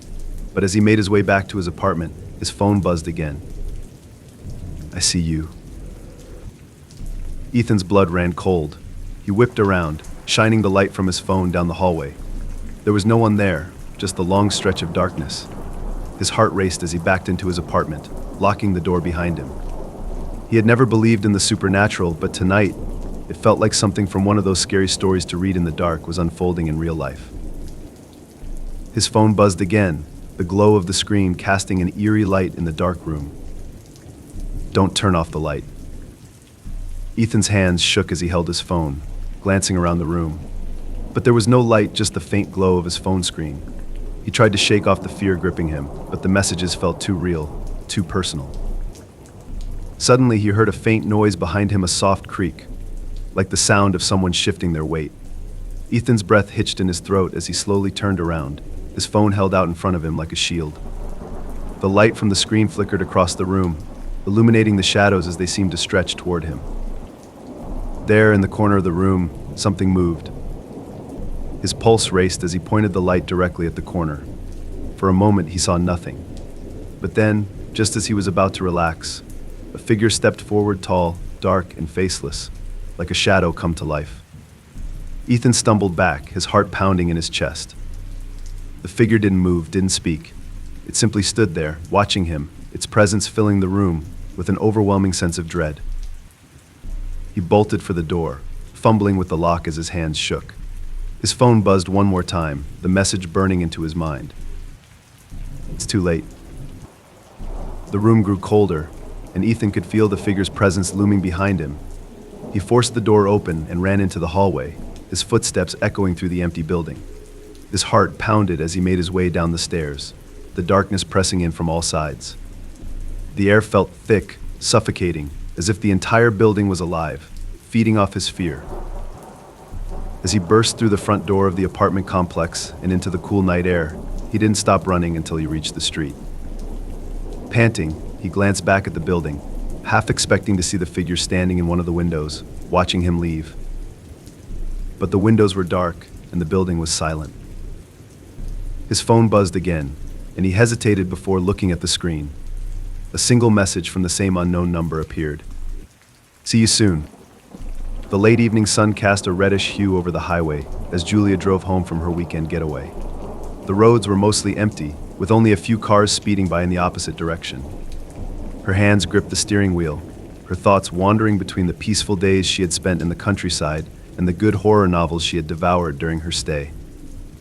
The thought of curling up with another scary short story to read online when she got home made the long drive ahead feel a little less tedious. As the sky darkened and the stars began to peek through, Julia noticed something strange. In her rear-view mirror, the outline of a car appeared, its headlights off, but still close enough for her to see the silhouette. She frowned, adjusting the mirror to get a better look, but the vehicle was just a shadow in the distance. It wasn't uncommon for drivers to forget their headlights, but something about this car unsettled her. She sped up, hoping to put some distance between them, but the car stayed with her, keeping its distance but never falling too far behind. The situation reminded her of the scary stories to read in the dark that always left her wondering what might be lurking just out of sight. The road stretched endlessly before her, winding through the forest with no signs of civilization for miles. Julia tried to focus on the road, telling herself it was nothing, just another driver heading home. But the eerie feeling in her stomach wouldn't leave. Another glance in the rearview mirror made her heart skip a beat. The car was closer now. Still no headlights. Just the dark silhouette, trailing her, almost like a predator stalking its prey. She felt the hairs on the back of her neck stand up. The darkness around her seemed to close in, and the familiar comfort of driving alone was replaced with a creeping sense of dread. Trying to shake off the feeling, Julia turned on the radio, hoping to distract herself with some music. But no matter what station she tuned into, all she could hear was static. The sound crackled through the speakers, adding to her growing sense of unease. It felt like the beginning of one of those slasher novels where the tension builds and builds and builds until it's too late. The car behind her suddenly accelerated, getting even closer. Panic surged through Julia as she pressed harder on the gas, her heart pounding in her chest. Why wasn't the driver passing her? Why had they been following her for so long? Her phone buzzed on the passenger seat, startling her. She glanced down quickly, noticing a message from an unknown number. With trembling hands, she unlocked her phone and read the text. "Why are you speeding?" Julia's blood ran cold. She looked back at the road, her pulse racing. How could anyone know she was speeding? She checked the rearview mirror again. The car was still there, looming behind her like a shadow. Her mind raced with possibilities, each one more terrifying than the last. Was the driver watching her? Had they somehow hacked into her phone? Or was this something far more sinister? The road ahead was still empty, stretching out into the dark forest. Julia pressed her foot down harder on the accelerator, desperate to put some distance between herself and the car. But no matter how fast she went, the car followed, matching her speed perfectly. The headlights remained off, the silhouette a constant presence in her rearview mirror. Her phone buzzed again. Another message from the unknown number. "You can't outrun me." Julia's heart pounded in her chest as fear gripped her. This wasn't a prank. This was real. She was being followed. The road curved sharply ahead, and as she swerved around the bend, she made a decision. There was a rest stop a few miles up the road. She would pull over there, get out, and call for help. There had to be other drivers there. Someone would help her. She sped around the curve, her breath coming in short, ragged gasps. The rest stop came into view, a dimly lit parking lot with a few cars scattered around. Relief washed over her as she pulled in, her tires screeching slightly as she parked under a flickering streetlight. For a moment, she sat there, her hands gripping the steering wheel, her knuckles white with fear. The car behind her slowed down but didn't stop. It passed by the rest stop, its dark silhouette fading into the night. Julia let out a shaky breath, her body trembling with adrenaline. Maybe she had imagined it all. Maybe it was just a coincidence. She grabbed her phone, ready to call someone, anyone, to talk about what had just happened. But before she could dial, her phone buzzed again. "Nice try." Julia froze. Her heart raced as she looked around the parking lot. There were a few cars parked here, but none seemed out of place. She scanned the area, her pulse quickening. No one seemed to be watching her. Her phone buzzed again. She didn't want to look, but she couldn't stop herself. "Check your back seat." Julia's blood turned to ice. Her hand hovered over the lock button, and she glanced at the rearview mirror. The back seat looked empty, but the darkness made it impossible to be sure. Her hands trembled as she turned around slowly, her breath catching in her throat. The back seat was empty, but the door was unlocked. A fresh wave of panic washed over her. Had someone been in the car with her the entire time? Was she alone now, or was this just part of the game? Julia's mind raced as she locked all the doors, her hands shaking uncontrollably. She had to get out of here. She started the engine and peeled out of the rest stop, her heart pounding. As she sped down the highway, her phone buzzed again. She didn't look at it. She couldn't. All she could think about was getting home, getting away from whatever was following her. The highway seemed endless, the trees blurring past as her car roared down the road. But no matter how far she went, she couldn't shake the feeling that someone was still with her, that the stranger wasn't done yet. Her phone buzzed one final time, and despite every instinct telling her not to, she glanced at the screen. "I'll see you soon." Julia's hands tightened on the steering wheel as the darkness stretched out before her. She didn't know how, but she knew the stranger was right. On a crisp autumn evening, Ava stood in her bathroom, brushing her teeth in front of the mirror. The routine was comforting, a moment of normalcy at the end of a long day. She stared at her reflection, noting the fatigue in her eyes and the faint circles beneath them. She had been staying up late, binge reading good horror novels and scary short stories to read online, fascinated by the chills they sent down her spine. But tonight, something felt off. There was a strange energy in the air, a quiet tension she couldn't quite place. As she rinsed her mouth and wiped her face with a towel, Ava glanced at the mirror again, and her breath caught in her throat. Her reflection didn't move. It stood there, staring back at her, eyes locked onto hers, while she remained motionless. Panic surged through her as she dropped the towel, her heart pounding in her chest. She blinked, hoping it was just her tired mind playing tricks on her. But when she looked again, her reflection still hadn't moved. It was frozen in place, hands gripping the edge of the sink, eyes unblinking. Ava's pulse quickened, a familiar sense of dread creeping up her spine. It reminded her of the unsettling stories she'd read about mirrors, about reflections that weren't quite right, about scary stories to tell where things in mirrors took on a life of their own. But this was different. This wasn't fiction.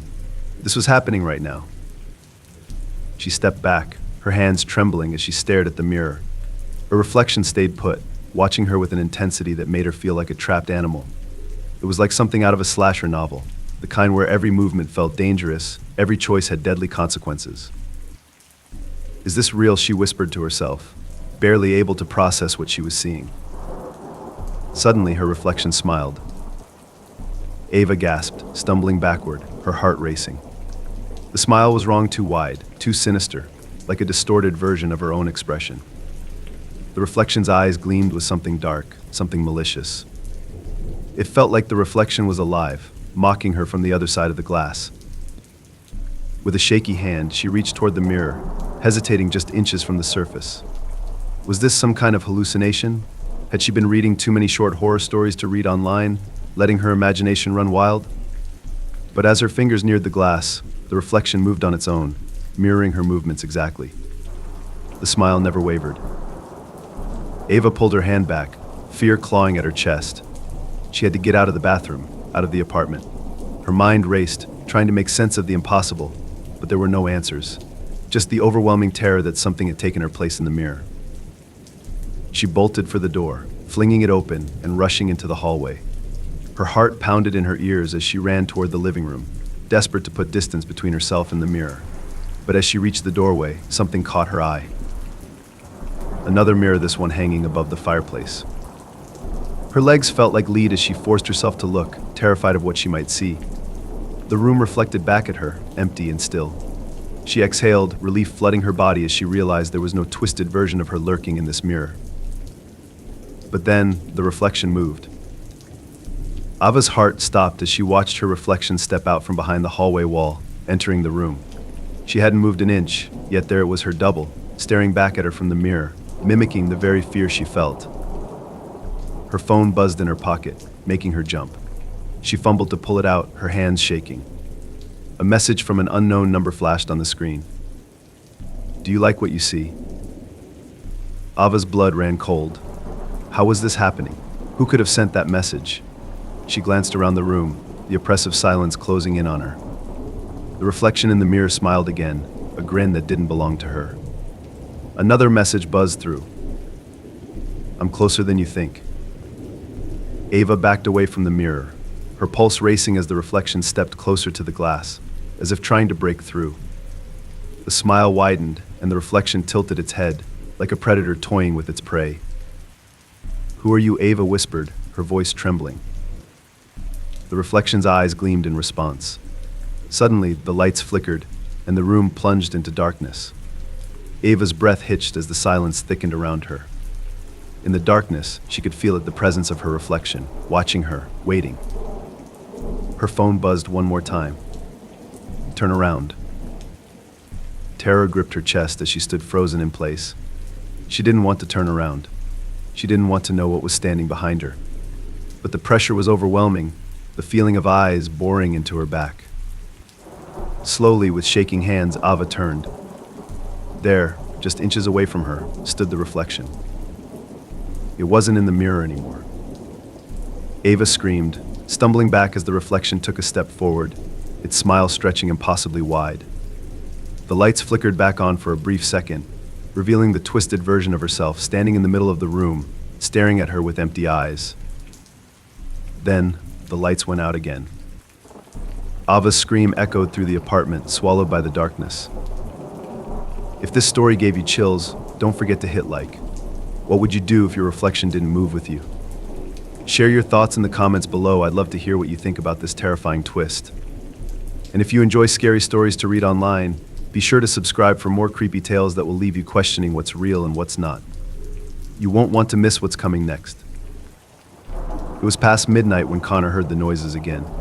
He had been trying to focus on his work, but the persistent sound from the basement kept pulling his attention away. At first he thought it was just the creaky old house settling, but this was different. It was faint, like a whisper, a low, murmuring voice that seemed to rise up through the floorboards. Sitting in his study, Connor strained to listen, but the sound was too soft to make out clearly. He glanced over at the door leading to the basement, a creeping sense of dread washing over him. It reminded him of the good horror novels he loved reading, the ones where the protagonist starts to notice little things out of place, leading to something far worse. The house had always been quiet, almost too quiet, and ever since he'd moved in, he couldn't shake the feeling that something was off.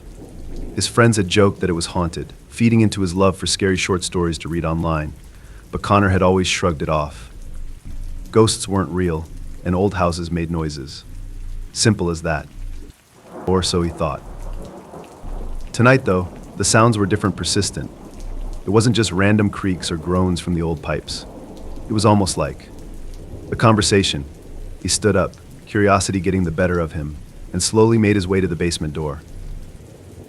The air in the house felt heavier as he approached, the hairs on the back of his neck standing on end. The basement had always made him uneasy. It was unfinished, cold, and damp, the kind of place where the walls seemed to absorb the darkness. But tonight there was something more, a palpable sense of fear. Connor hesitated, his hand hovering over the doorknob. He'd read enough scary stories to tell to know that this was the part where things usually took a turn for the worse. But this was real life. And real life wasn't like a slasher novel where the danger was always lurking just around the corner. Right? Taking a deep breath, he opened the door. The cool, musty air from the basement hit him as he flicked on the light. The single bulb at the top of the stairs cast long shadows over the concrete steps. Slowly, Connor descended, his heart pounding in his chest. The voices grew louder. As he reached the bottom of the stairs, he paused, listening intently. It was clearer now, two voices, speaking in hushed tones, though the words were indistinguishable. Connor's pulse quickened as he scanned the basement, his eyes darting to every dark corner. But it was empty. There was no one there. His phone buzzed in his pocket, startling him. He pulled it out, the glow of the screen illuminating his face in the dim light. A message from an unknown number appeared on the screen. "Are you alone?"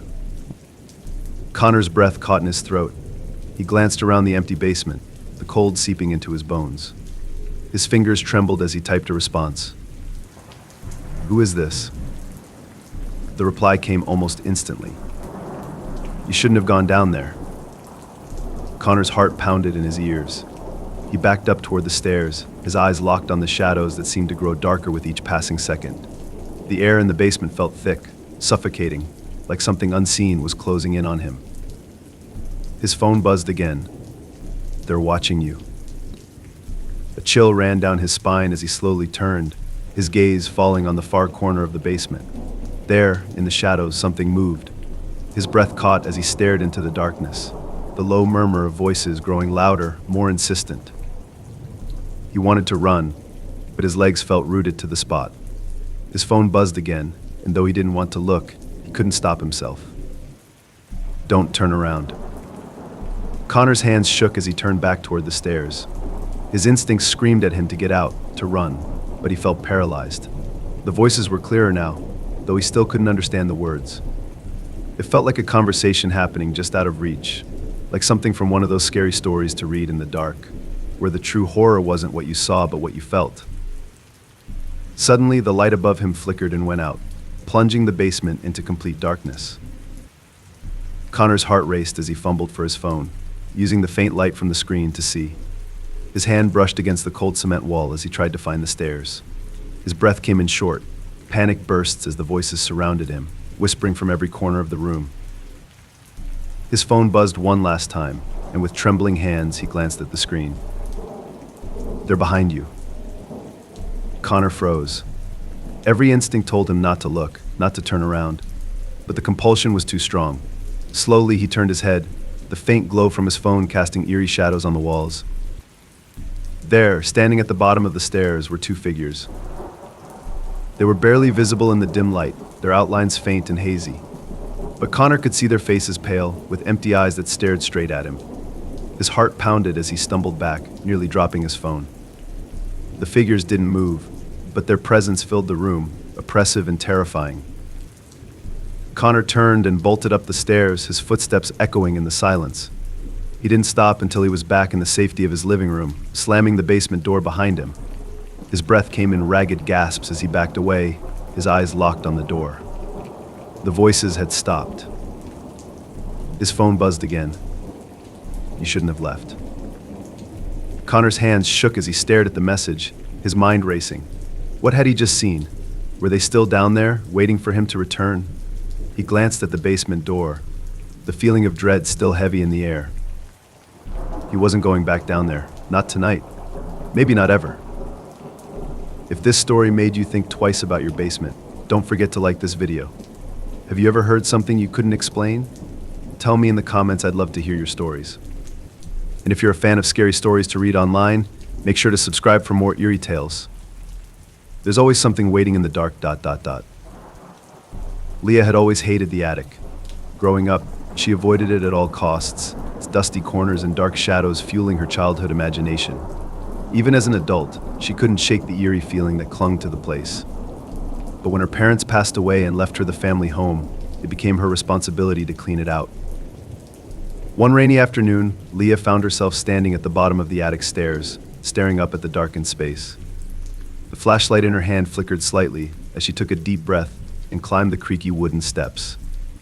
The attic was exactly as she remembered it, cobwebbed and cluttered, filled with old boxes, forgotten memories, and the strange sense that she wasn't alone.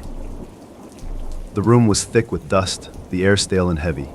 Leah's flashlight swept across the room, illuminating old furniture, picture frames, and family heirlooms.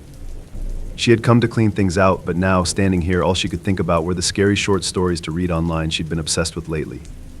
Those stories always had attics dark, forgotten places where things that shouldn't exist lurked in the shadows. As she rummaged through the boxes, Leah stumbled upon something unexpected, an old porcelain doll, tucked away in the corner of the attic, its lifeless eyes staring up at her. The doll was dressed in an antique lace gown, its face cracked in several places. A shiver ran down Leah's spine as she stared at it. She didn't remember ever owning a doll like this. She picked it up carefully, the porcelain cold and unsettling to the touch. The doll's expression was blank, but its eyes seemed to follow her as she moved around the room. It reminded her of the scary stories to tell she'd read growing up, the kind where cursed objects always carried a dark history with them. Suddenly, the flashlight flickered again, casting long, strange shadows across the attic. Leah felt a chill creep up her arms, and for a moment, she thought she heard something, a faint whisper, like a voice carried on the wind. She froze, her heart pounding in her chest, the doll still clutched in her hands.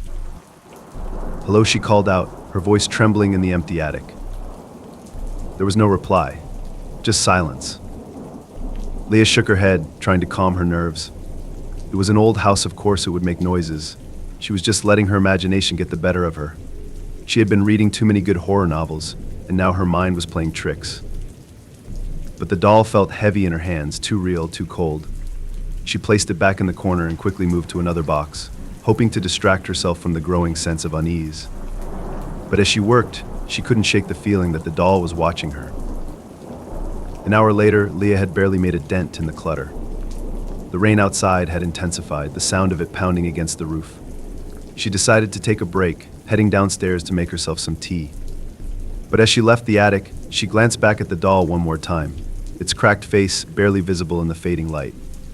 Something about it seemed wrong, like it was waiting for her to leave. In the kitchen, the warmth of the tea calmed her nerves. She sat by the window, watching the rain fall in sheets, the sound oddly soothing. Maybe she had imagined it all. Maybe the attic was just as creepy as she remembered, and her mind had filled in the rest. But then her phone buzzed. Leah glanced down, expecting a message from a friend, but her stomach dropped when she saw the text. "Why did you leave me?" The number was unknown. Her heart skipped a beat as she stared at the message, her mind racing. Who could have sent this? No one knew she was at the house, and even if they did, who would send such a message? Her fingers trembled as she typed back. "Who is this?" The reply came almost instantly. "Come back." Leah's pulse quickened as dread settled over her. She stood up from the table, her eyes drifting toward the door that led back upstairs. Every part of her wanted to ignore the text, to leave the attic alone, but she couldn't. Something was drawing her back. Against her better judgment, Leah climbed the stairs again, her hand shaking as she reached for the attic door. It creaked open, revealing the dim, cluttered room once more. The air felt colder than before, the shadows longer and more menacing. She stepped inside, the floorboards creaking under her weight. The doll was gone.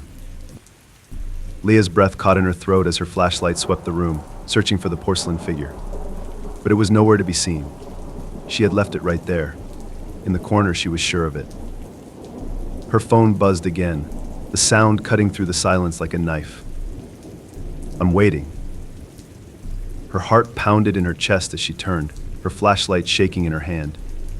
There, at the top of the stairs, the doll sat, its cracked face turned toward her, its blank eyes gleaming in the dim light. Leah stumbled backward, her pulse racing. She didn't know how the doll had moved, but she wasn't going to wait to find out. She turned and ran down the stairs, her feet barely touching the steps, as she bolted out of the attic, slamming the door behind her. In the safety of the hallway, she leaned against the wall, her breath coming in short, panic bursts. She grabbed her phone, her hands shaking as she dialed a friend. The phone rang once, twice, then went to voicemail. Her phone buzzed again. Don't leave me. Leah's blood ran cold. She turned and looked at the attic door, her heart pounding in her ears. She wasn't going back up there. Not ever. She didn't care what was up there, but whatever it wasn't staying with her. She grabbed her keys and rushed out of the house, the rain soaking her as she sprinted to her car. As she drove away, the house disappeared into the storm, but the image of the doll stayed with her, those lifeless eyes, watching her, waiting. It was a crisp autumn morning when Megan stumbled upon the small, antique shop hidden in the back streets of her town. She had been out for a walk, enjoying the quiet, when something about the shop caught her eye. The storefront was old, with dusty windows and a sign so faded that she could barely make out the name. Intrigued, Megan decided to step inside, her curiosity piqued. The shop was cluttered with items from another time, old furniture, tarnished silverware, and shelves filled with trinkets that looked like they had seen better days. The air smelled faintly of dust and old books. As Megan wandered through the narrow aisles, she couldn't help but feel a chill. There was something about the place that reminded her of the good horror novels she often read, where forgotten objects hid dark secrets. Then she saw it. Tucked away on a shelf, behind a stack of cracked teacups, was a delicate necklace. It was silver, with a small, ornate pendant in the shape of an eye. The craftsmanship was beautiful, but there was something about it that felt off. The way the eye seemed to stare back at her, following her every move, sent a shiver down her spine. It reminded her of the cursed objects she had read about in scary stories to read in the dark.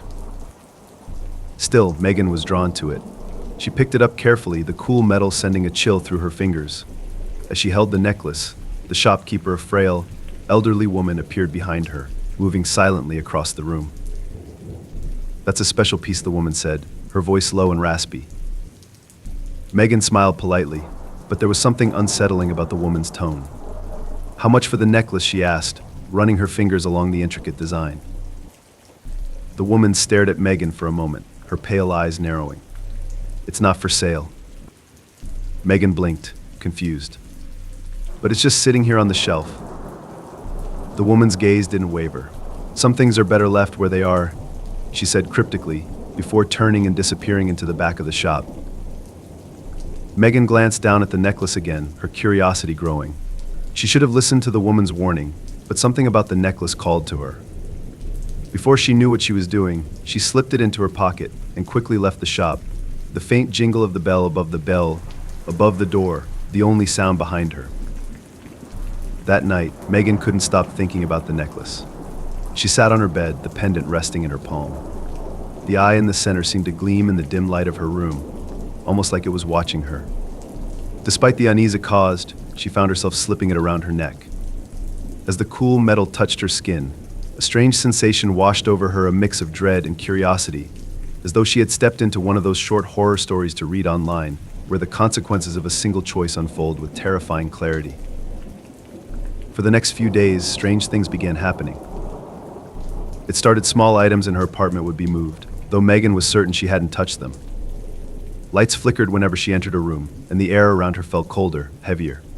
She brushed it off as coincidence, but deep down she knew something was wrong.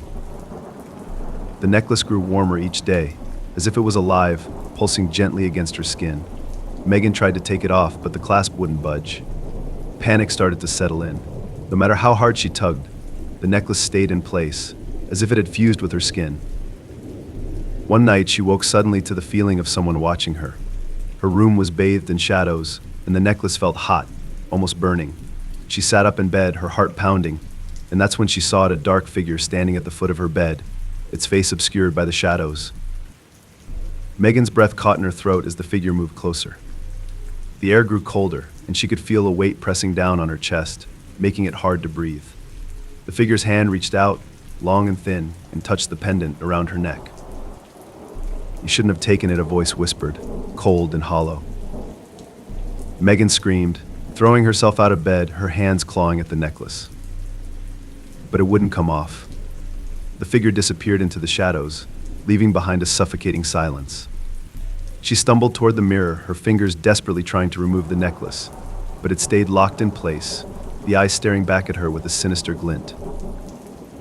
Her phone buzzed on the bedside table, and Megan grabbed it with shaking hands. A message from an unknown number appeared on the screen. "You can't escape it." Her heart pounded as she stared at the text. The room seemed to close in on her, the air thick with fear. Megan grabbed her keys and rushed out of the apartment, not caring that it was the middle of the night. She needed to get away. She found herself back at the antique shop, the bell above the door ringing as she burst inside. The shop was dark, empty, the shelves filled with the same dusty trinkets. But the shopkeeper was nowhere to be seen. "Please," Megan called out, her voice trembling. "I need help." The silence in the shop was deafening. She wandered through the aisles, her heart racing, her hands still tugging at the necklace. The old woman was gone, but Megan could feel the weight of unseen eyes watching her, just like in the scary campfire stories she had grown up hearing, where cursed objects always came with a terrible price. Her phone buzzed again, and she glanced at the screen, her stomach twisting in fear. It's too late. Megan turned toward the back of the shop, and there, standing in the shadows, was the shopkeeper. The old woman's pale eyes gleamed as she stepped forward. "You should never have taken it," the woman whispered, her voice barely audible. "The curse is yours now." Megan's breath caught in her throat as the woman reached out, her cold fingers brushing against the pendant. The necklace grew hotter, searing Megan's skin, but she couldn't move, frozen in place by the weight of the curse. "You belong to it now," the shopkeeper said, her voice soft and full of finality. And then the lights in the shop flickered, plunging the room into darkness. Carter had lived in his new house for a few months before he discovered the hidden door. The house was old over a century, by his best guess, and full of creaky floorboards and narrow hallways that reminded him of the good horror novels he used to read. The attic was the last place he'd gotten around to exploring, but after hearing strange noises in the night, he decided to check it out. One cold Saturday afternoon, Carter pulled down the rickety attic stairs and climbed up into the dusty space. It smelled musty, like it hadn't been disturbed in years. Old furniture and trunks filled the room, their shapes hidden under yellowed sheets. As he explored, his flashlight flickered over an odd section of the wall in the far corner. The paneling didn't match the rest of the room. Curious, he ran his hand over the surface, and to his surprise, it moved. A door. His heart skipped a beat. This wasn't on the house's blueprint. There was no mention of a secret room. It reminded him of one of those scary short stories to read online, where a hidden door leads to something terrible, something that should have stayed hidden. Carter hesitated before opening it. The air felt heavier now, like something was waiting behind that door. He almost turned back but couldn't resist the pull of curiosity. His fingers fumbled with the latch, and the door creaked open, revealing a narrow passage leading into darkness. A chill ran down his spine as he stepped inside, the musty air thick with dust. His flashlight flickered, casting eerie shadows along the narrow corridor. At the end of the passage was a small room, barely bigger than a closet. The walls were lined with old wallpaper, faded and peeling, and the only thing inside was a single wooden chair in the center of the room. Carter's breath caught in his throat as he stepped inside. The room felt wrong, like it didn't belong. The air was colder here, the silence almost deafening. He shone his flashlight over the walls, searching for any clue as to why the room had been hidden away. But there was nothing, just the chair, sitting there like a forgotten memory. His phone buzzed in his pocket, startling him. He pulled it out, glancing at the screen. A message from an unknown number. "Why did you open it?" Carter's blood ran cold. He spun around, shining his flashlight back toward the door, but the attic was empty. The passageway loomed behind him, dark and silent. He swallowed hard, trying to calm his racing heart. This had to be a prank. Someone was messing with him. He typed a quick reply, "Who is this?" The response came immediately. "You shouldn't be here." Carter's pulse quickened. He backed out of the room, his flashlight flickering as he made his way down the narrow passage. His mind raced, filled with the eerie tales from scary campfire stories he'd heard as a kid about people who opened doors that should have stayed locked, only to unleash something they couldn't escape. As he reached the attic, the door behind him slammed shut with a deafening bang. Carter jumped, his heart pounding in his chest. He rushed toward the attic stairs, but before he could leave, his phone buzzed again. "Stay." Carter froze, his hand on the railing. The attic felt darker now, the air colder. He turned back to the hidden door, half expecting it to swing open again, but it stayed shut. His mind raced with possibilities. Was someone inside the house with him? Had someone been living in that room? Or was it something worse? The old stories about haunted houses came rushing back, scary stories to read in the dark where forgotten rooms held more than just old furniture. He had always laughed them off, but now, standing alone in the attic, he wasn't so sure. His phone buzzed again, the screen casting an eerie glow in the dim attic. "Look behind you." Carter's blood ran cold. Every instinct told him not to turn around, not to look. But the pull was too strong. Slowly he turned his head, his flashlight shaking in his hand. There, standing at the far end of the attic, was a figure. It was barely visible in the shadows, but Carter could see enough to make his heart stop. The figure was tall, its outline faint and hazy, but its eyes were glowing, staring at him from across the room. Carter stumbled back, nearly dropping his flashlight. His hands shook as he fumbled for the attic stairs, his mind screaming at him to run. But the figure didn't move. It just stood there, watching. His phone buzzed one last time. He should never have opened the door. That was all the encouragement Carter needed. He turned and bolted down the attic stairs, slamming the hatch shut behind him. His heart raced as he locked the door, leaning against the wall as his breath came in short, panic bursts. He wasn't going back up there. Whatever was in that room, whatever he had disturbed, it wasn't leaving him alone. The house felt different now, as if the darkness from the attic had seeped into every corner. His phone buzzed again, and though every part of him didn't want to look, he forced himself to check the screen. "I'm still here." Carter's breath caught in his throat. He stared at the message, his hands trembling. He glanced toward the attic door, the sense of dread growing with each passing second. He wasn't alone, not anymore. It had been a long week, and all Ava wanted was a quiet evening at home. She loved her apartment nestled in the heart of the city, with large windows that overlooked the quiet street below. The soft hum of cars and the glow of streetlights gave her a sense of comfort. It was the perfect place to unwind with a good book. Tonight, she had planned to start one of the good horror novels she'd recently picked up, the kind that sent chills down her spine, keeping her awake long into the night. As she settled into her couch, blanket wrapped around her, Ava opened her book. The night outside was still, and the only sound in the apartment was the rustling of pages. But as she read, her attention kept drifting to the window. It wasn't like her to feel uneasy, but something about the night felt off, as if the silence was too perfect. She shrugged it off, telling herself she had been reading too many scary short stories to read online lately. The mind had a way of playing tricks when it was filled with dark thoughts. But as the night wore on, the sense of being watched grew stronger. Every now and then, Ava would glance up from her book, her eyes drawn to the window, expecting to see something or someone there. It wasn't until she heard the soft tap on the glass that her heart truly skipped a beat. Ava froze, her breath catching in her throat. The tap came again, soft but insistent, like a faint knock. Slowly, she turned her head, eyes locked on the window. Nothing. Just the empty street and the dim glow of the streetlights. She laughed nervously to herself. It had to be the wind, she thought. Or maybe a tree branch brushing against the glass. But deep down, she knew that wasn't it. Her phone buzzed, pulling her attention away from the window. She grabbed it, expecting a text from a friend, but what she saw made her stomach twist. "Look outside." The message was from an unknown number. Ava's heart raced as she stared at the screen. Her hands trembled as she typed back, "Who is this?" The reply came almost instantly. "I'm outside your window." Ava's blood ran cold. Her eyes darted to the window, but there was no one there.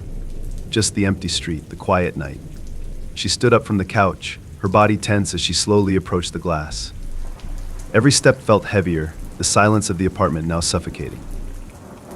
She peered outside, her breath fogging up the glass, but the street was empty. Relief washed over her, and she exhaled, laughing at her own paranoia. She had been reading too many scary stories to tell the kind where the protagonist always saw things that weren't there. But just as she turned to walk away, she saw it. A face. It was faint, just barely visible in the reflection of the window, but it was there staring at her from the street below. Ava's heart stopped. The face was pale, its eyes wide and unblinking. She whipped around, expecting to see someone standing there, but the street was empty. The face was gone. Her phone buzzed again. "Did you see me?" Ava's hands shook as she typed back, her breath coming in short gasps. "Who are you?"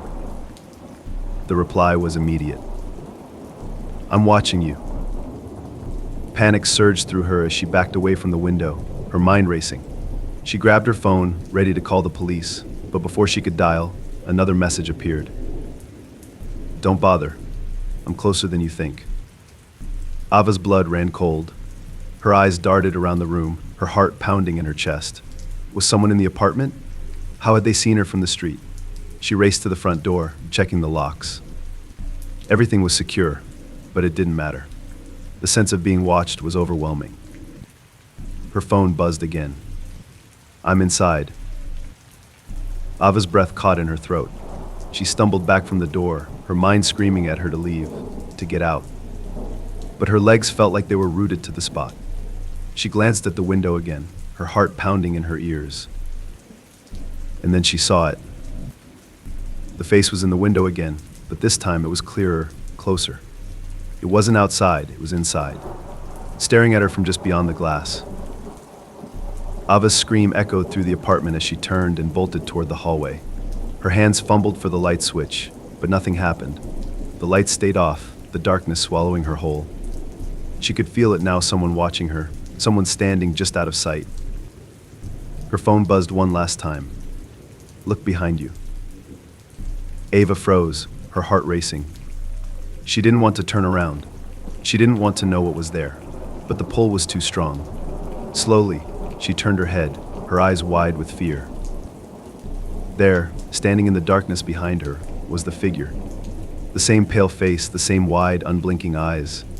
It stood motionless, staring at her with an intensity that made her skin crawl.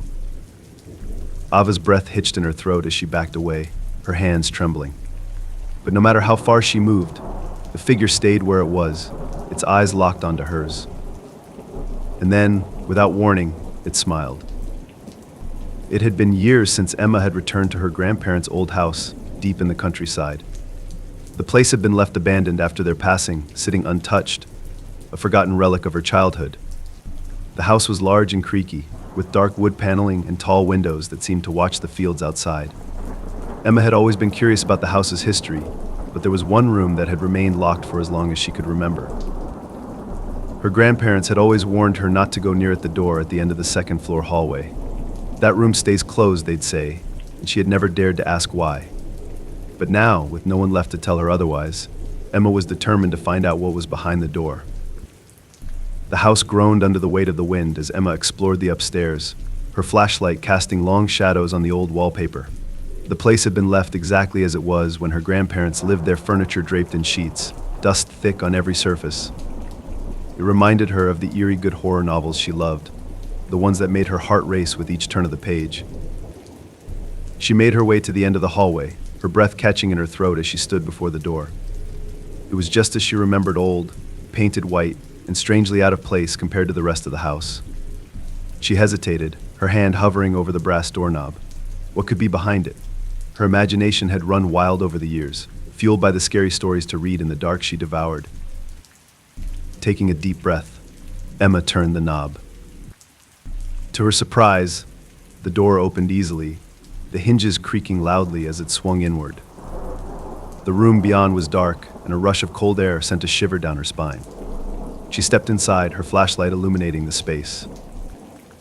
The room was empty, no furniture, no decorations, just a small window at the far end, covered in dust. But something about it felt wrong.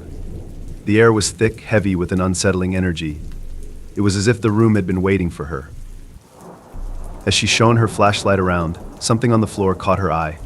There, in the middle of the room, was a single object, a key, old and tarnished, lying in the dust.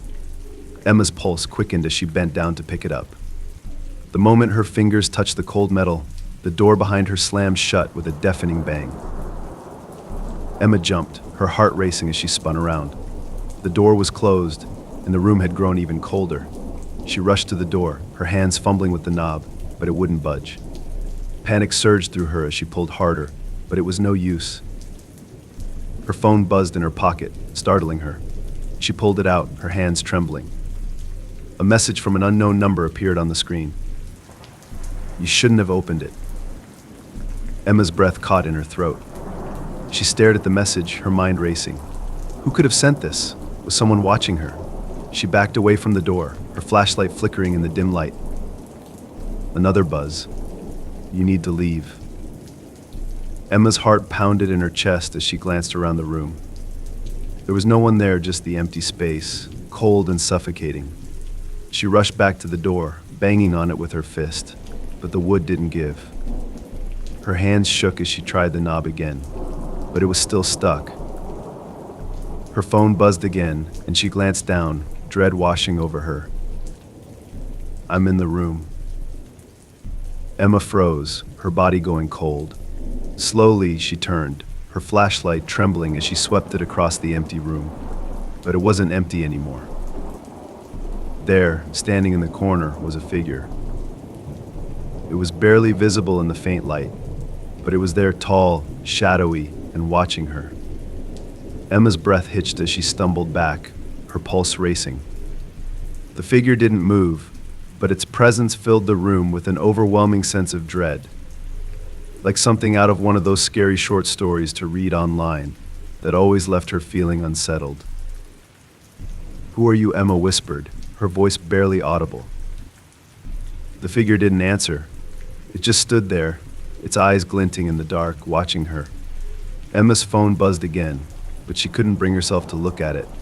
She was frozen, her back pressed against the door, her heart pounding in her chest. Then, slowly, the figure began to move. It took one step forward, then another, its eyes never leaving hers. Emma's breath came in short, panic bursts as she reached for the door again, pulling desperately at the knob. But it wouldn't open. Her phone buzzed once more, the screen glowing in the darkness. "Don't turn around." Emma's blood ran cold. She was trapped, the figure drawing closer with each passing second. She could feel the weight of its gaze, the oppressive presence pressing down on her. Suddenly, the door behind her gave way, swinging open with a loud creak. Emma didn't hesitate. She bolted out of the room, her feet barely touching the floor as she raced down the hallway. Her breath came in ragged gasps as she reached the stairs, practically throwing herself down them.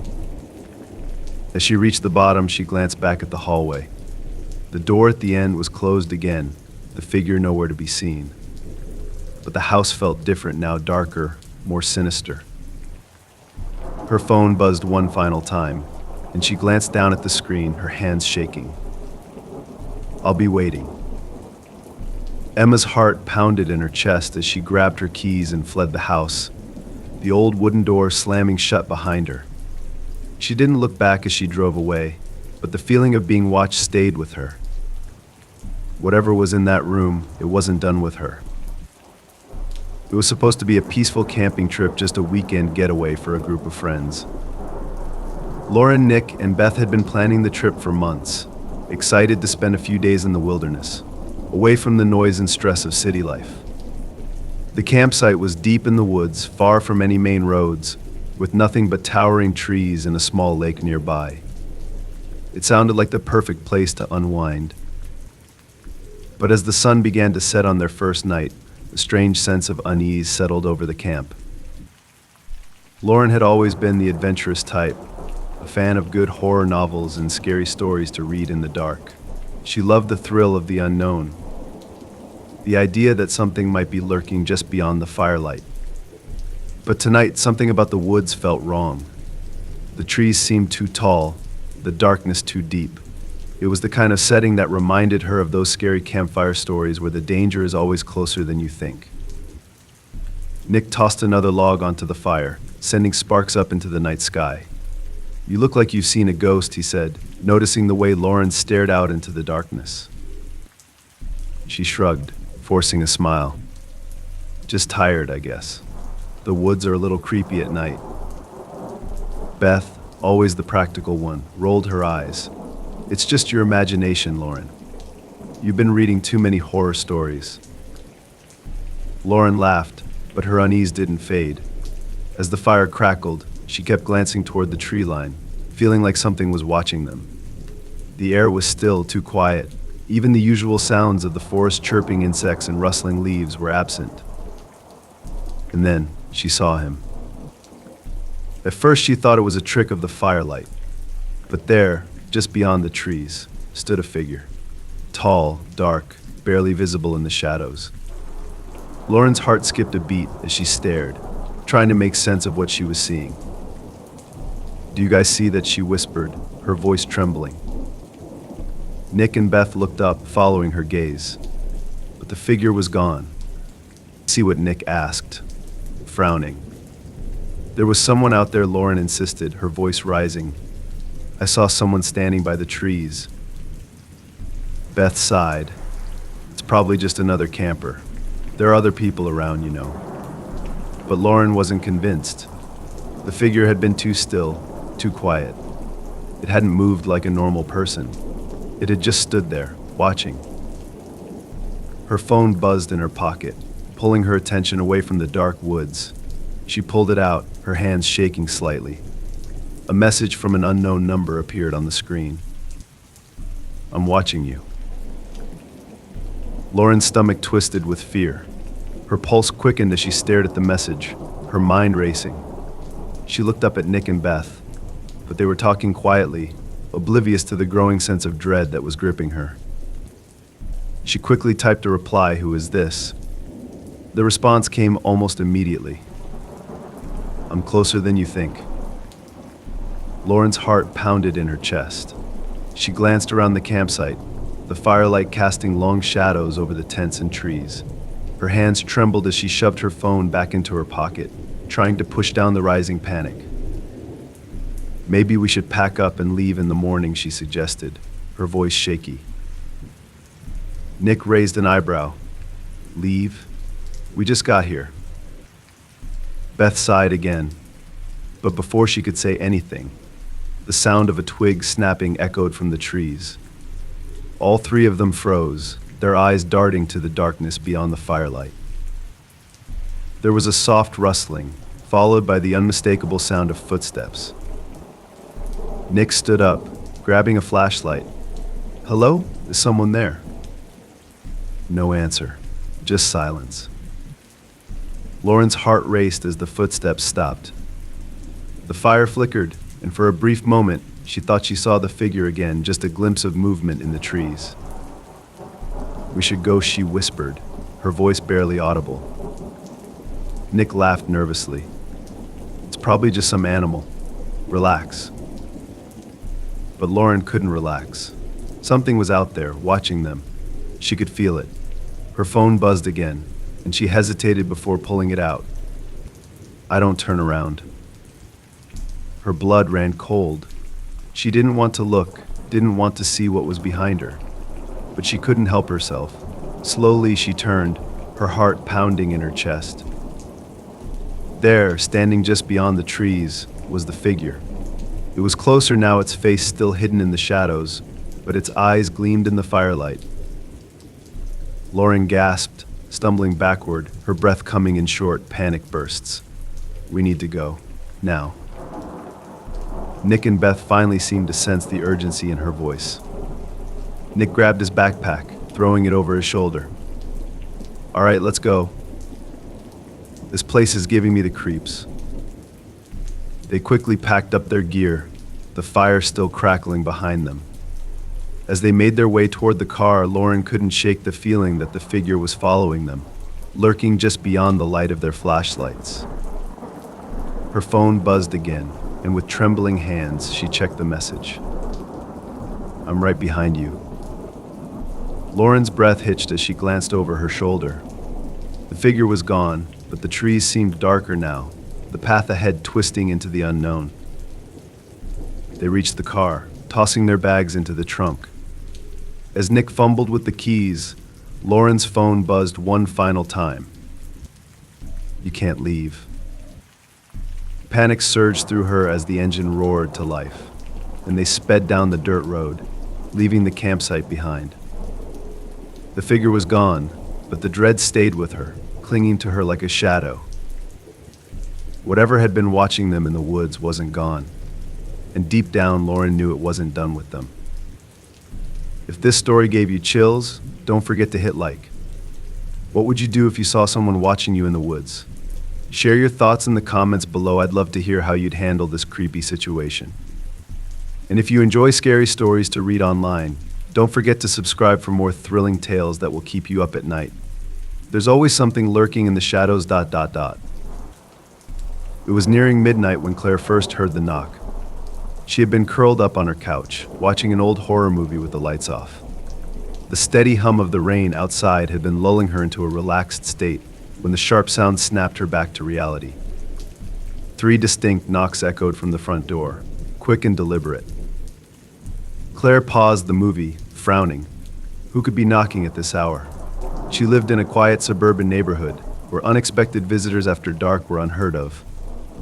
The feeling in the pit of her stomach reminded her of the good horror novels she loved reading, where innocent noises often led to terrifying discoveries. She stood up slowly, her heart beginning to race as she walked toward the front door. The hallway was dim, the only light coming from the faint glow of her TV.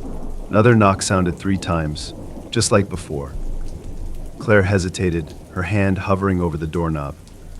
She peered through the peephole, her breath catching in her throat. No one was there. Claire's mind raced.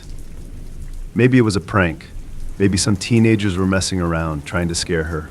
She shook her head, laughing nervously to herself. She had been reading too many scary stories to tell her imagination was getting the better of her. But even as she tried to shake off the fear, a chill ran down her spine. Something about this didn't feel right. She locked the door and turned back toward the living room. But before she could take another step, there was a third knock, this time louder, more urgent. Her phone buzzed in her pocket, startling her. She pulled it out, her hands shaking slightly. A message from an unknown number appeared on the screen. "Let me in." Claire's heart pounded in her chest. She stared at the message, her mind struggling to process what was happening. Who was texting her? Who was at her door? Her fingers trembled as she typed back, "Who is this?" The reply came almost immediately. "I'm outside." Panic surged through her as she glanced toward the door. She moved quickly to the window, pulling the curtain back just enough to peek outside. The street was empty, rain softly falling under the glow of the streetlights. No one was there. Her phone buzzed again. Look again. Claire's blood ran cold.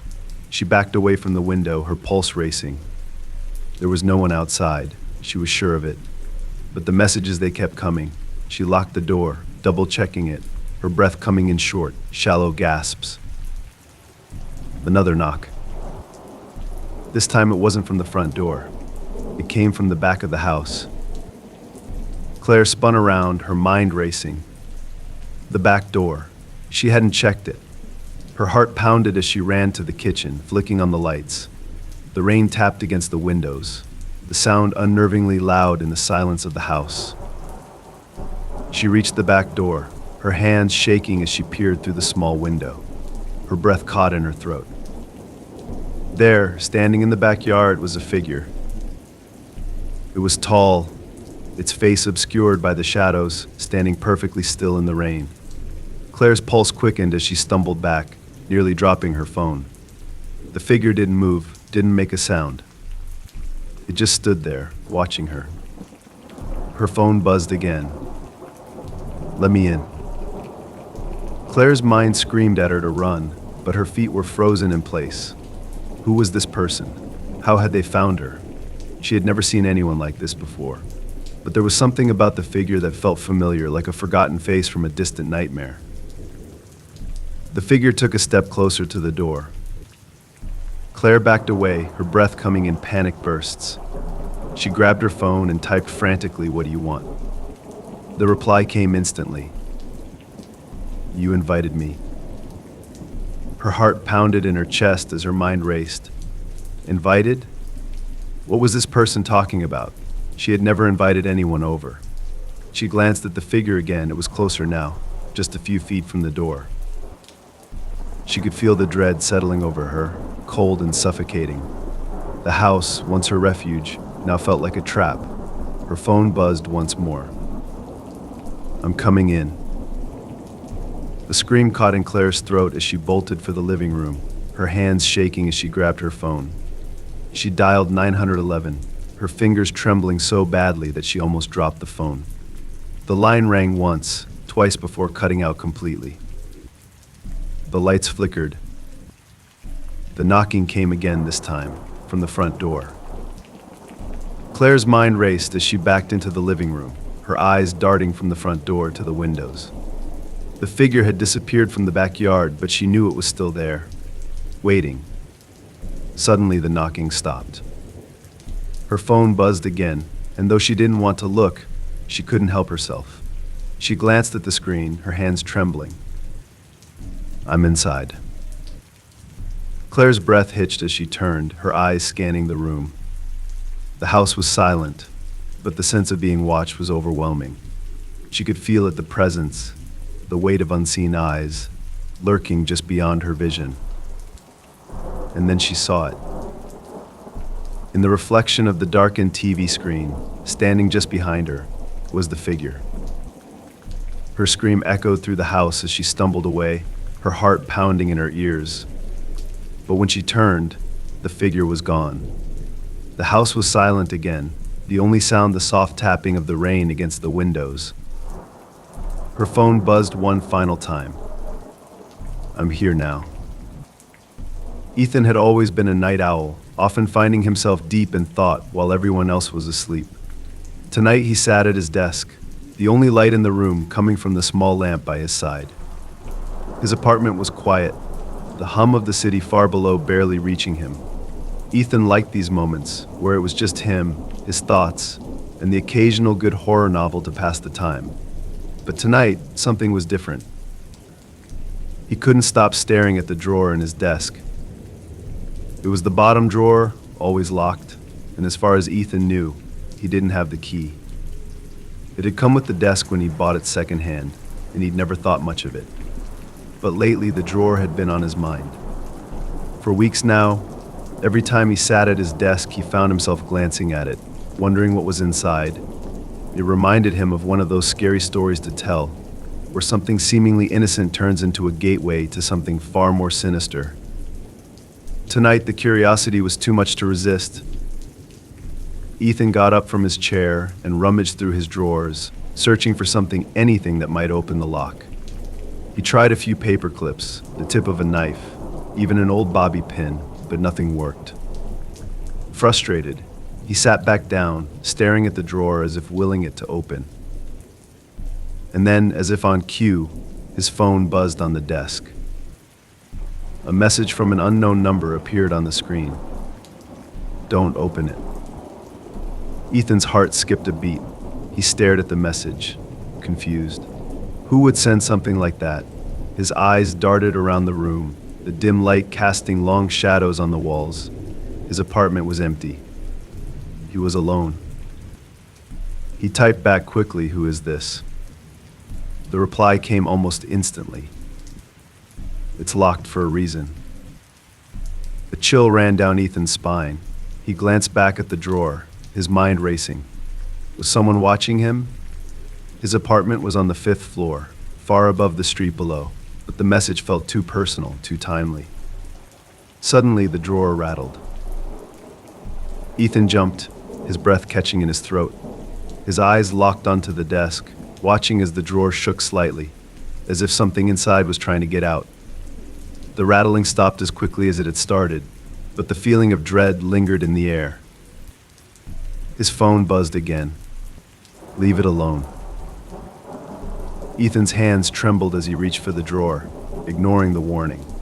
His curiosity was too strong now, and he had to know what was inside.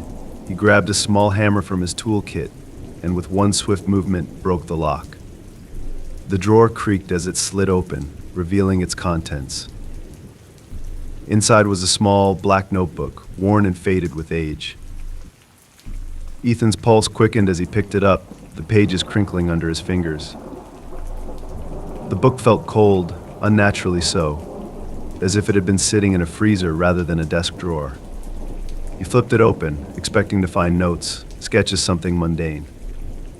But instead, the pages were filled with strange symbols written in black ink, each one more intricate than the last. The handwriting was frantic, almost desperate, as if whoever had written it had been in a rush or worse, terrified. His phone buzzed again, and with shaking hands, he checked the message. You shouldn't have done that. Ethan's heart raced as he glanced around the room. The air felt colder now, thicker, as if the temperature had dropped several degrees in the past few minutes. His breath fogged in front of him as he stared at the notebook, the symbols seeming to shift and move on the page, even though he wasn't turning it. The lights in his apartment flickered. Suddenly, a loud knock came from the front door. Ethan jumped to his feet, his mind racing. Who could be knocking at this hour? He grabbed his phone, his heart pounding in his chest. The message on the screen made his blood run cold. Don't answer. His hands trembled as the knocking continued, louder and more insistent this time. Ethan backed away from the door, his pulse racing. He glanced at the notebook still lying on the desk, its pages now open to a symbol he hadn't seen before. It was larger than the others, more complex, and as he stared at it, the knocking stopped. The silence that followed was suffocating. Ethan's phone buzzed again. I'm here. His breath hitched as he backed further into the room, his eyes darting between the door and the notebook. The air was thick with dread, the temperature so cold now that he could see his breath hanging in the air. Suddenly the lights flickered again, and with a loud pop, the bulb in his lamp went out, plunging the room into darkness. Ethan's heart raced as he grabbed his phone, using the screen to cast a faint light across the room. The notebook lay open on the desk, the symbols glowing faintly in the dark. And then, from the corner of the room, came the sound of breathing. Ethan froze, his eyes wide as he slowly turned toward the sound. There, in the shadows, he saw a figure, barely visible, its face obscured by the darkness. His breath caught in his throat as the figure stepped closer, its movements slow and deliberate, as if it was toying with him. His phone buzzed again. Too late. The figure moved closer, its face coming into view pale, with hollow eyes that seemed to stare right through him. Ethan backed up against the wall, his heart pounding in his chest as the figure reached out a hand toward the desk, toward the notebook. And then, just as suddenly as it had appeared, the figure vanished. The room was silent again, the air still heavy with the weight of whatever had just happened. Ethan's phone buzzed one final time, and with trembling hands he looked at the screen. You belong to it now. His breath hitched as he stared at the message. He glanced at the notebook, the strange symbols still glowing faintly on the page. Whatever he had unlocked, whatever he had disturbed, wasn't done with him. Olivia had never been particularly superstitious, but there was something about mirrors that unsettled her. Growing up, her grandmother had always told her not to stare into the mirror for too long at night. They show more than just your reflection, she would say with a serious look in her eyes. Olivia had always laughed it off, attributing her grandmother's warnings to old folklore. But tonight, alone in her new apartment, her grandmother's words echoed in her mind. The mirror in her bedroom was an antique, left behind by the previous tenants. It stood tall and ornate, its edges framed with intricate carvings. Olivia had planned to replace it, but the mirror had a strange allure, and she never got around to it. Now, as she got ready for bed, the mirror seemed to take on a life of its own, reflecting more than just her image. The apartment was quiet, the night outside still, but something about the reflection caught her eye. For a split second, Olivia thought she saw movement in the mirror, like a shadow passing behind her. She whipped around, her heart racing, but the room was empty. She laughed nervously to herself, brushing it off as her imagination. She had been reading too many scary short stories to read online, filling her head with ideas of haunted objects and eerie reflections. Still, as she climbed into bed, she couldn't shake the feeling that something wasn't right. Her phone buzzed on the nightstand, pulling her attention away from the mirror. She picked it up, expecting a late-night text from a friend, but her stomach tightened when she saw the message. Don't look into the mirror. The message came from an unknown number. Olivia's pulse quickened as she stared at the screen. Her eyes darted to the mirror, and a chill ran down her spine. How could someone know? She typed back quickly, her hands shaking. Who is this? The reply came almost immediately. Don't turn around. Olivia's breath caught in her throat. Her mind raced, her heart pounding in her chest as she stared at the phone. She slowly turned her head, her eyes locking onto the mirror. There, standing in the reflection, was a shadowy figure. It was faint, almost invisible in the dim light of the room, but it was there standing right behind her. Olivia's blood ran cold as she spun around, expecting to see someone in her bedroom. But the room was empty. Her phone buzzed again. I'm still here. Olivia's heart raced as she backed up against the wall, her eyes darting between the mirror and her phone. The figure was gone, but the sense of dread lingered, heavy and suffocating. She grabbed her phone, her hands trembling as she typed back, "What do you want?" The reply was instant. Watch the mirror. Her pulse quickened as she forced herself to look at the mirror again. This time, the reflection was different. The room behind her looked darker, the shadows longer, more menacing. And then she saw the figure again, but closer now, its outline barely visible in the darkness. Olivia's breath hitched as she stepped back, her heart pounding in her ears. The figure didn't move, didn't speak. It just stood there, watching her. Her phone buzzed again. Don't run. Panic surged through her as she bolted for the door, her hands fumbling with the lock. She threw open the door and rushed into the hallway, her heart racing as she made her way to the living room. She didn't stop until she reached the front door, her breath coming in short, panicked bursts. She grabbed her phone, her hands shaking as she dialed 911. The line rang once, twice, and then went silent. Her phone buzzed one more time. You can't escape. Olivia's blood ran cold as she backed away from the front door, her mind racing. She glanced down the hallway toward her bedroom, the open door casting an eerie shadow on the floor. The mirror loomed just beyond the doorway, its surface dark and menacing. And then, from the darkness, she saw it. The figure stepped out of the reflection, its outline barely visible in the dim light. Olivia's breath caught in her throat as it moved closer, its hollow eyes locked onto hers. She stumbled backward, her hands trembling as she fumbled for the door, but the figure was faster. It was right behind her now, its presence overwhelming, suffocating. Her phone buzzed again, but this time she didn't need to look. I'm here. Olivia's scream echoed through the empty apartment as the lights flickered and went out, plunging the room into darkness. After moving into her new apartment, Mia was excited to finally have a place of her own. The building was old, with high ceilings, wooden floors, and vintage fixtures that gave it a classic charm. It was perfect, or so she thought. The first few weeks were peaceful enough. Mia spent her time decorating, unpacking boxes, and settling into her new life. But soon, strange things started to happen. It began with the noises. At first, it was just faint scratching sounds at night, Mia brushed it off as the building settling, or maybe the sound of a mouse in the walls. But the noises grew louder, more deliberate, like someone or something was moving inside the walls. It reminded her of the good horror novels she loved, where the protagonist hears something no one else can explain, something that shouldn't be there. One night, as she lay in bed, Mia heard it again scratching, followed by a soft whisper.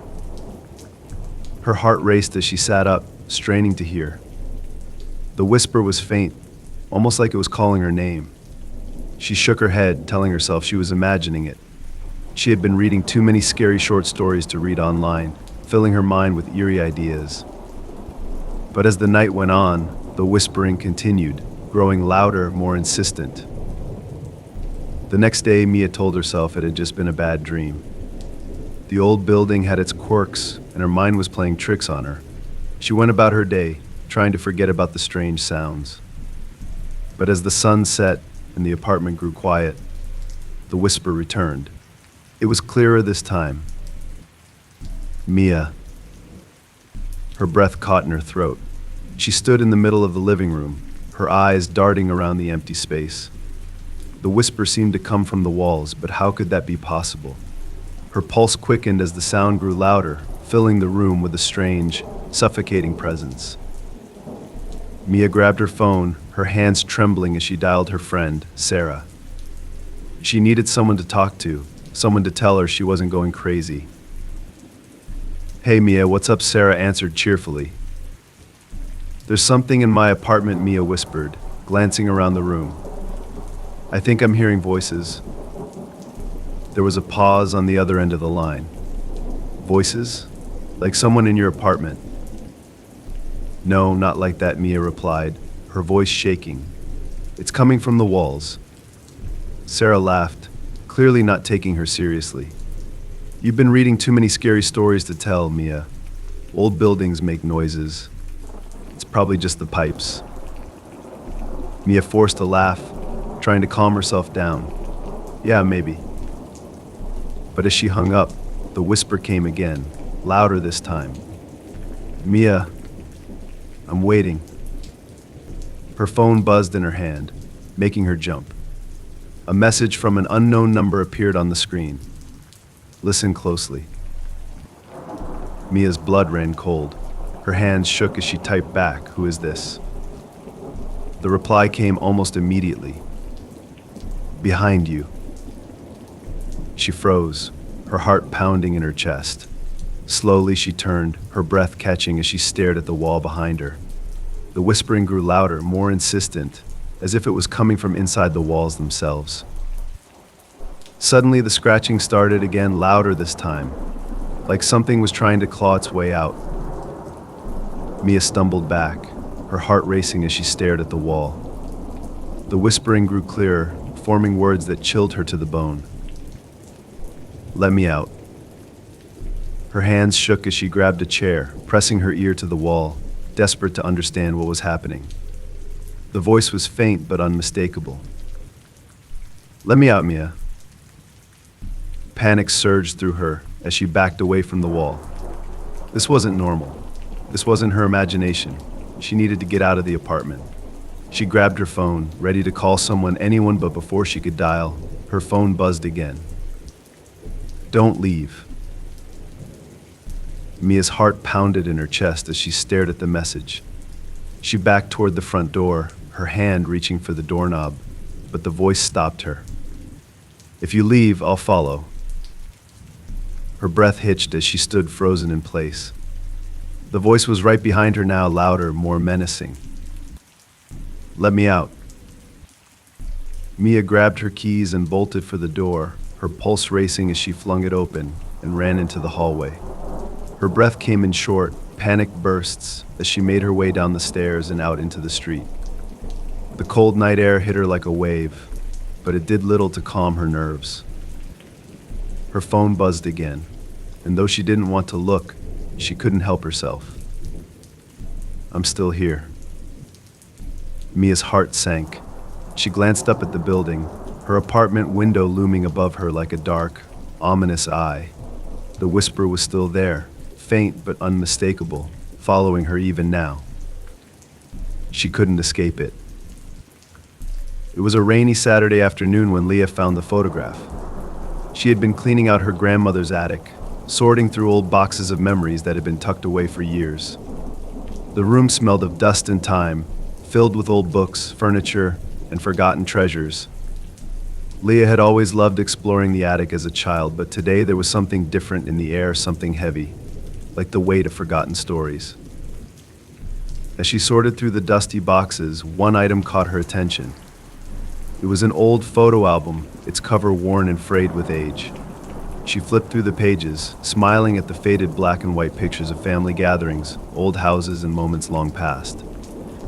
But then, toward the back of the album, she found a photograph she didn't recognize. The photo was of her grandmother's house, the one she was standing in now. But something was off. In the picture, there was a person standing in the window, staring out at the camera. The figure was blurry, almost like a shadow, but it sent a chill down Leah's spine. She didn't remember anyone living in the house at the time the photo was taken. The figure's face was obscured, but its presence felt undeniable. Leah held the photo closer, her heart beginning to race.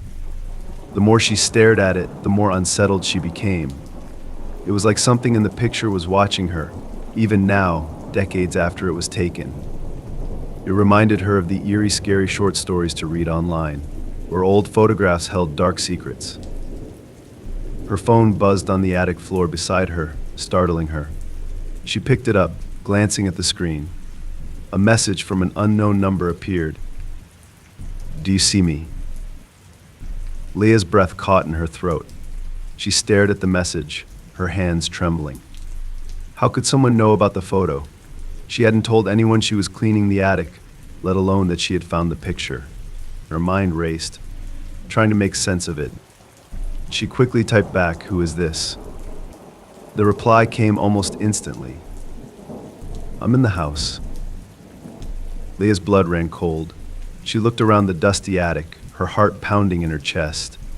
The house was quiet, too quiet.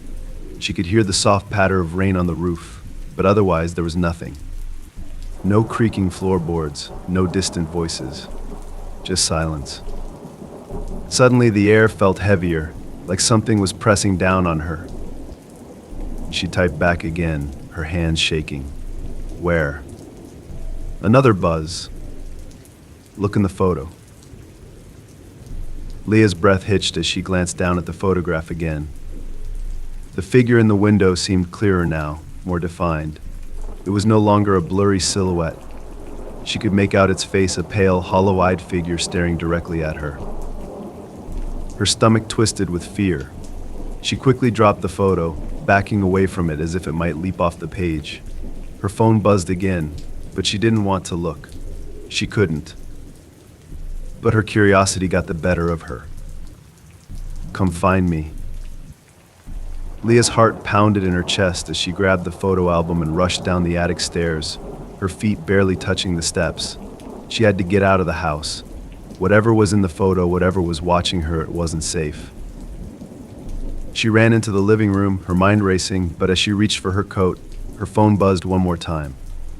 Too late. Leah's blood ran cold. She turned slowly, her breath catching in her throat. There, standing in the doorway of the living room, was the figure from the photograph.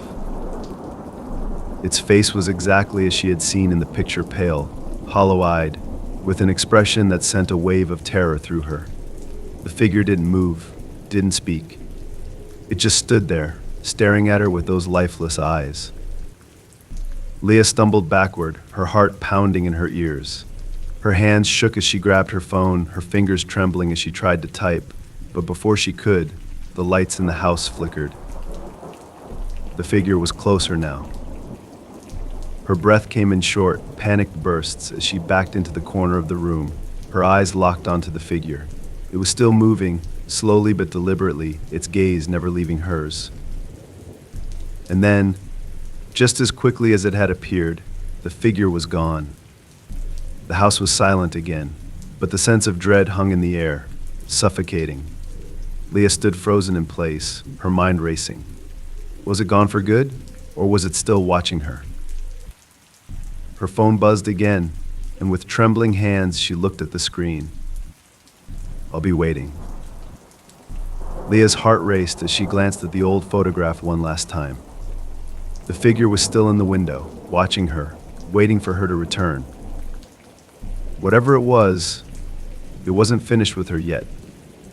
The rain tapped steadily against the windows as Emily unpacked the last of her boxes. She had just moved into the old Victorian house that had been in her family for generations.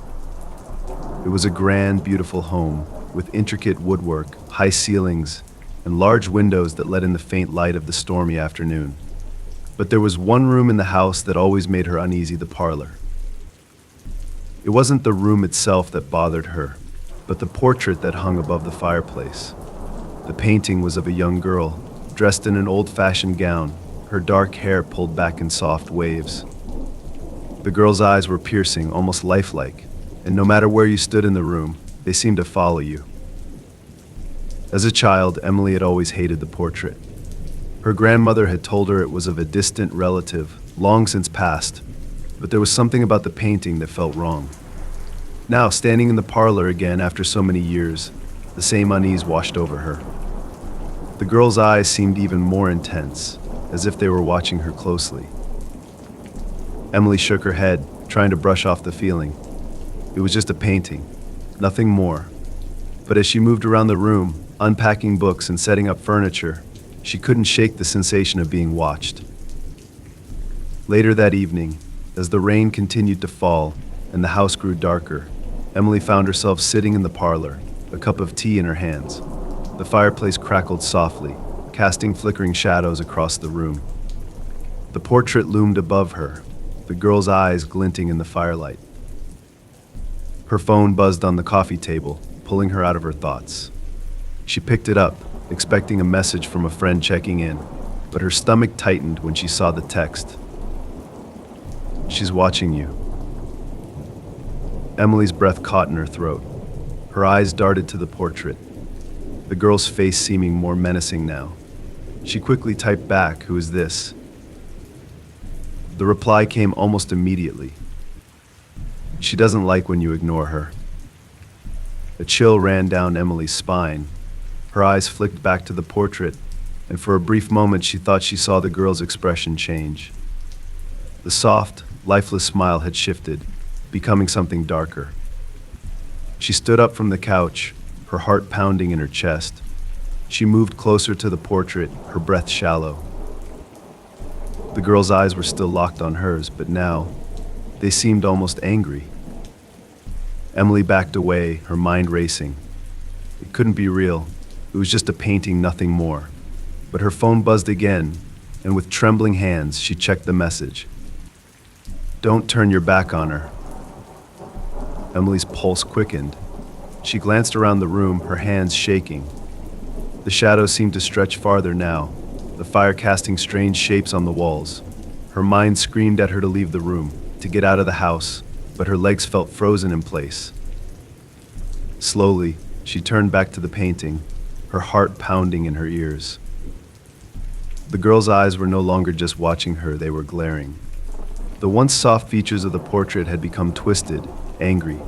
Emily's breath hitched as she stumbled back, her eyes wide with fear. Her phone buzzed again. She's not happy. The temperature in the room seemed to drop, the air growing colder with each passing second.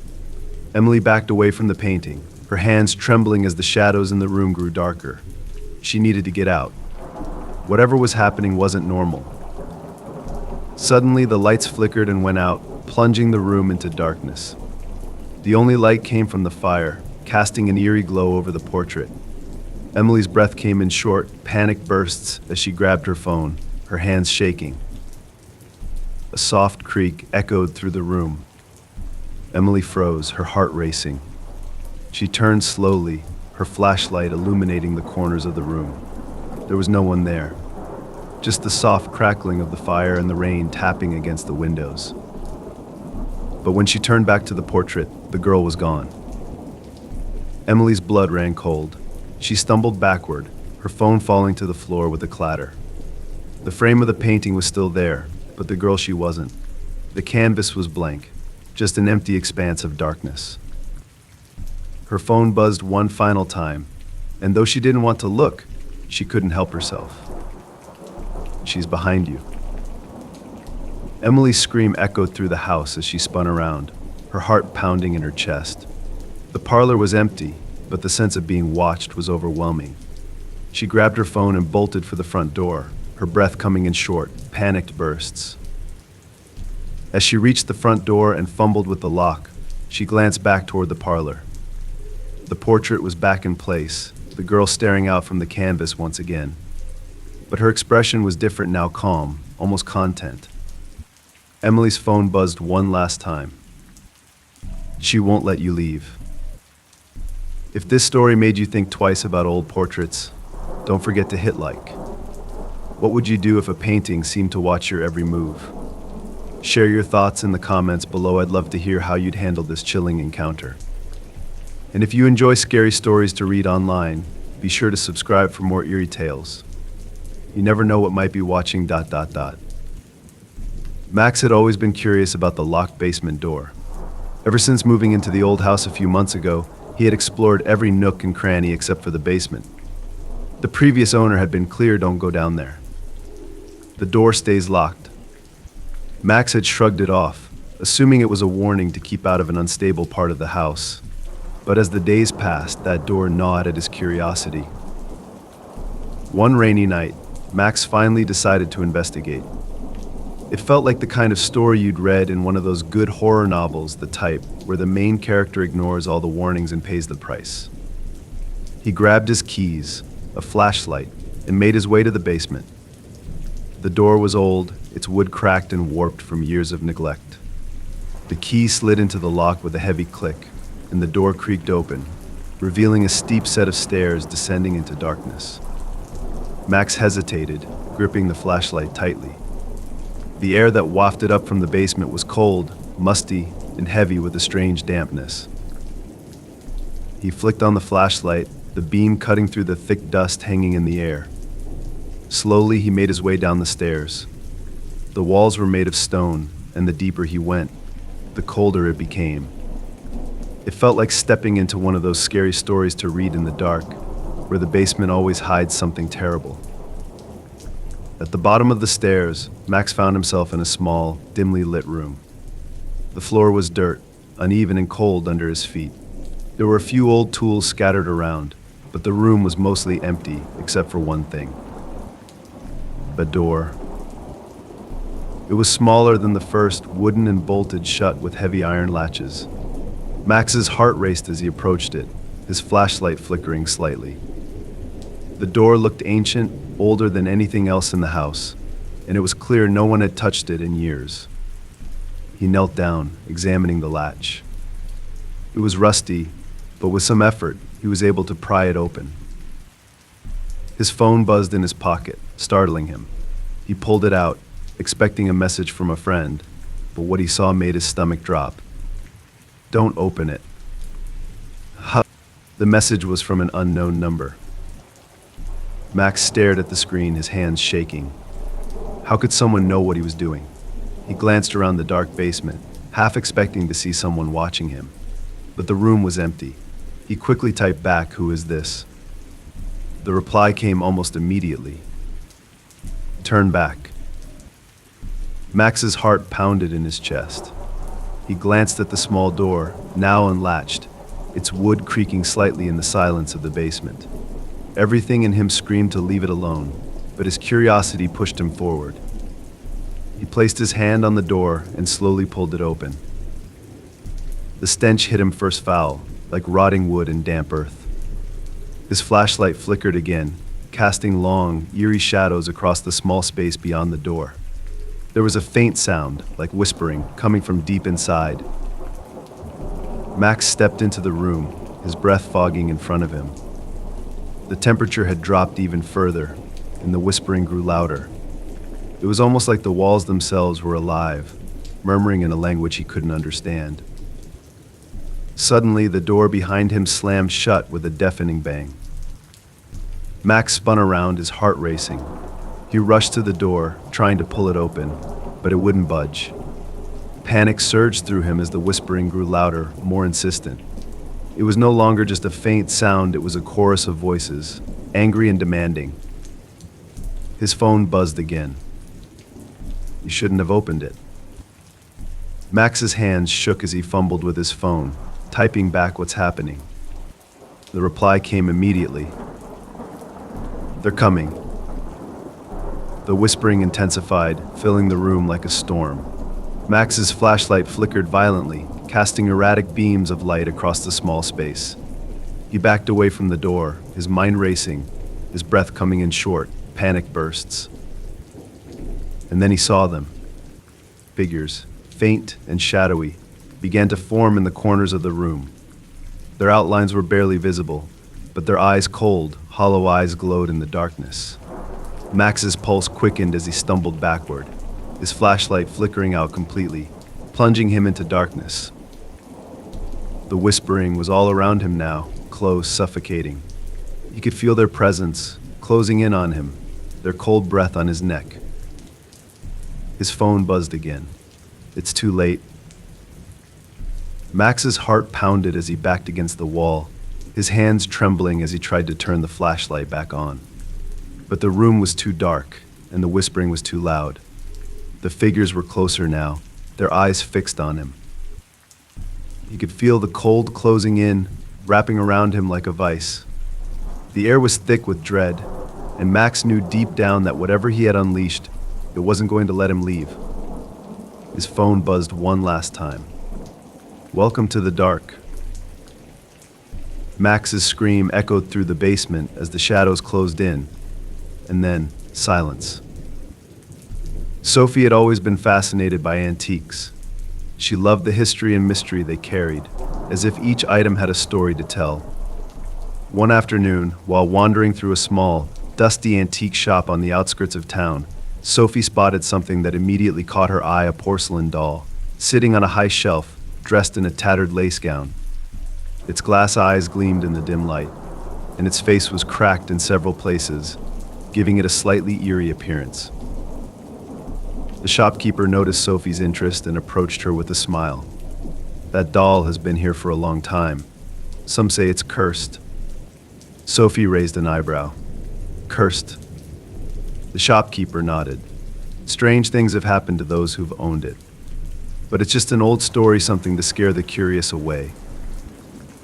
Sophie chuckled, intrigued. She had always loved good horror novels and scary stories to tell at sleepovers when she was younger. The idea of a haunted doll only added to its appeal. Without much thought, she bought it, ignoring the shopkeeper's warnings. After all, how scary could an old doll really be? That night, Sophie placed the doll on a shelf in her bedroom, its eyes facing the bed. She admired the craftsmanship of the doll's delicate features, despite its worn appearance. She felt a strange connection to it, like it had been waiting for her to find it. As she got into bed, she noticed that the doll's gaze seemed to follow her around the room, its lifeless eyes gleaming in the dim glow of her bedside lamp. A chill ran down her spine, but she shook off the feeling. It was just her imagination, fueled by the shopkeeper's ghost stories. But as she lay there in the dark, she couldn't shake the unsettling sensation that the doll was watching her.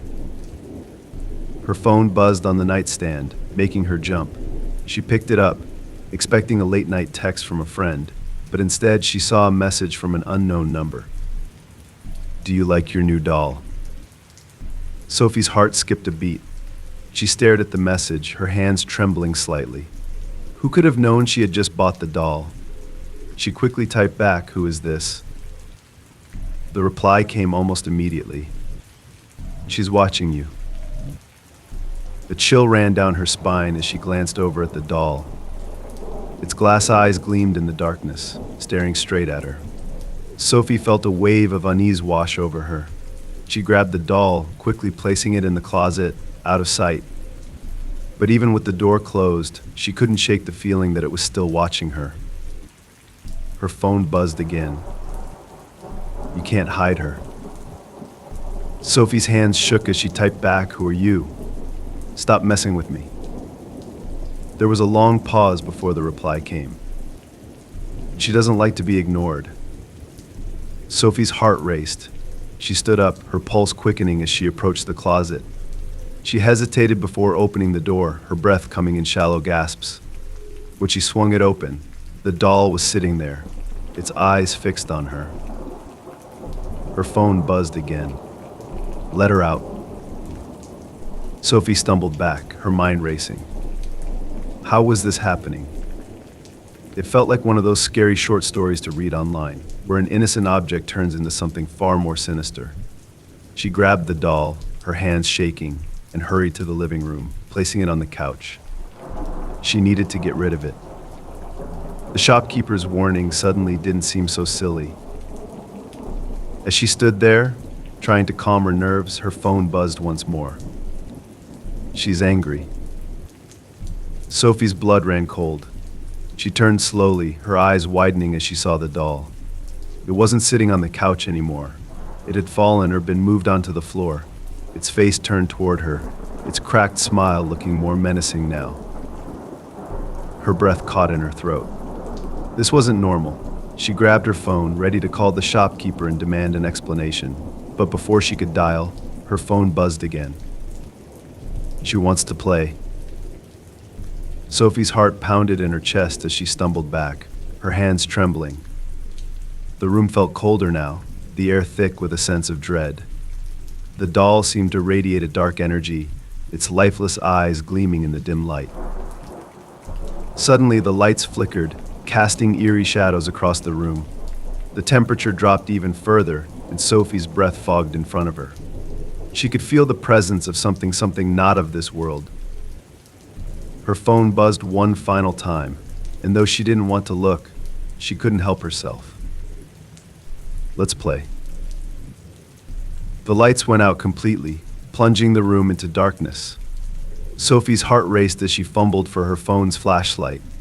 When the beam of light cut through the darkness, she saw the doll, standing upright now, its cracked face staring directly at her, its smile wider, twisted.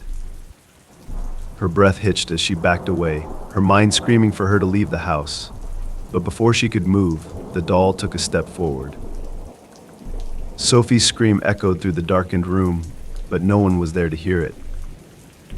If this story made you rethink buying old dolls, don't forget to hit like. Have you ever owned something that gave you the creeps? Share your thoughts in the comments below. I'd love to hear what you would do in Sophie's situation. And if you love scary stories to read online, make sure to subscribe for more spine-tingling tales. You never know what might be waiting in the shadows. Sophie had always been fascinated by antiques. She loved the history and mystery they carried, as if each item had a story to tell. One afternoon, while wandering through a small, dusty antique shop on the outskirts of town, Sophie spotted something that immediately caught her eye: a porcelain doll, sitting on a high shelf, dressed in a tattered lace gown. Its glass eyes gleamed in the dim light, and its face was cracked in several places, giving it a slightly eerie appearance. The shopkeeper noticed Sophie's interest and approached her with a smile. That doll has been here for a long time. Some say it's cursed. Sophie raised an eyebrow. Cursed. The shopkeeper nodded. Strange things have happened to those who've owned it, but it's just an old story, something to scare the curious away. Sophie chuckled, intrigued.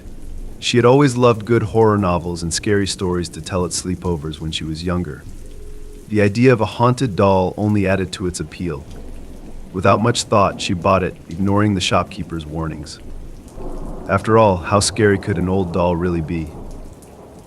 That night, Sophie placed the doll on a shelf in her bedroom, its eyes facing the bed. She admired the craftsmanship of the doll's delicate features, despite its worn appearance. She felt a strange connection to it, like it had been waiting for her to find it. As she got into bed, she noticed that the doll's gaze seemed to follow her around the room, its lifeless eyes gleaming in the dim glow of her bedside lamp. A chill ran down her spine, but she shook off the feeling. It was just her imagination, fueled by the shopkeeper's ghost stories. But as she lay there in the dark, she couldn't shake the unsettling sensation that the doll was watching her. Her phone buzzed on the nightstand, making her jump. She picked it up, expecting a late-night text from a friend, but instead, she saw a message from an unknown number. Do you like your new doll? Sophie's heart skipped a beat. She stared at the message, her hands trembling slightly. Who could have known she had just bought the doll? She quickly typed back, "Who is this?" The reply came almost immediately. "She's watching you." A chill ran down her spine as she glanced over at the doll. Its glass eyes gleamed in the darkness, staring straight at her. Sophie felt a wave of unease wash over her. She grabbed the doll, quickly placing it in the closet, out of sight.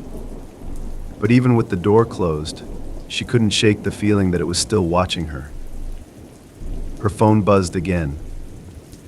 You can't hide her. Sophie's hands shook as she typed back, "Who are you? Stop messing with me." There was a long pause before the reply came. She doesn't like to be ignored. Sophie's heart raced. She stood up, her pulse quickening as she approached the closet. She hesitated before opening the door, her breath coming in shallow gasps. When she swung it open, the doll was sitting there, its eyes fixed on her. Her phone buzzed again. "Let her out."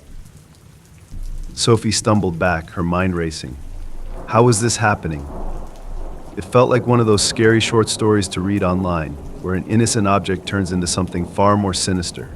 She grabbed the doll, her hands shaking, and hurried to the living room, placing it on the couch. She needed to get rid of it. The shopkeeper's warning suddenly didn't seem so silly. As she stood there, trying to calm her nerves, her phone buzzed once more. She's angry. Sophie's blood ran cold. She turned slowly, her eyes widening as she saw the doll. It wasn't sitting on the couch anymore. It had fallen or been moved onto the floor, its face turned toward her, its cracked smile looking more menacing now. Her breath caught in her throat. This wasn't normal. She grabbed her phone, ready to call the shopkeeper and demand an explanation. But before she could dial, her phone buzzed again. She wants to play. Sophie's heart pounded in her chest as she stumbled back, her hands trembling. The room felt colder now, the air thick with a sense of dread. The doll seemed to radiate a dark energy, its lifeless eyes gleaming in the dim light. Suddenly, the lights flickered, casting eerie shadows across the room. The temperature dropped even further, and Sophie's breath fogged in front of her. She could feel the presence of something not of this world. Her phone buzzed one final time, and though she didn't want to look, she couldn't help herself. Let's play. The lights went out completely, plunging the room into darkness. Sophie's heart raced as she fumbled for her phone's flashlight. When the beam of light cut through the darkness, she saw the doll, standing upright now, its cracked face staring directly at her, its smile wider, twisted. Her breath hitched as she backed away, her mind screaming for her to leave the house. But before she could move, the doll took a step forward. Sophie's scream echoed through the darkened room, but no one was there to hear it. If this story made you rethink buying old dolls, don't forget to hit like. Have you ever owned something that gave you the creeps? Share your thoughts in the comments below. I'd love to hear what you would do in Sophie's situation. And if you love scary stories to read online, make sure to subscribe for more spine tingling.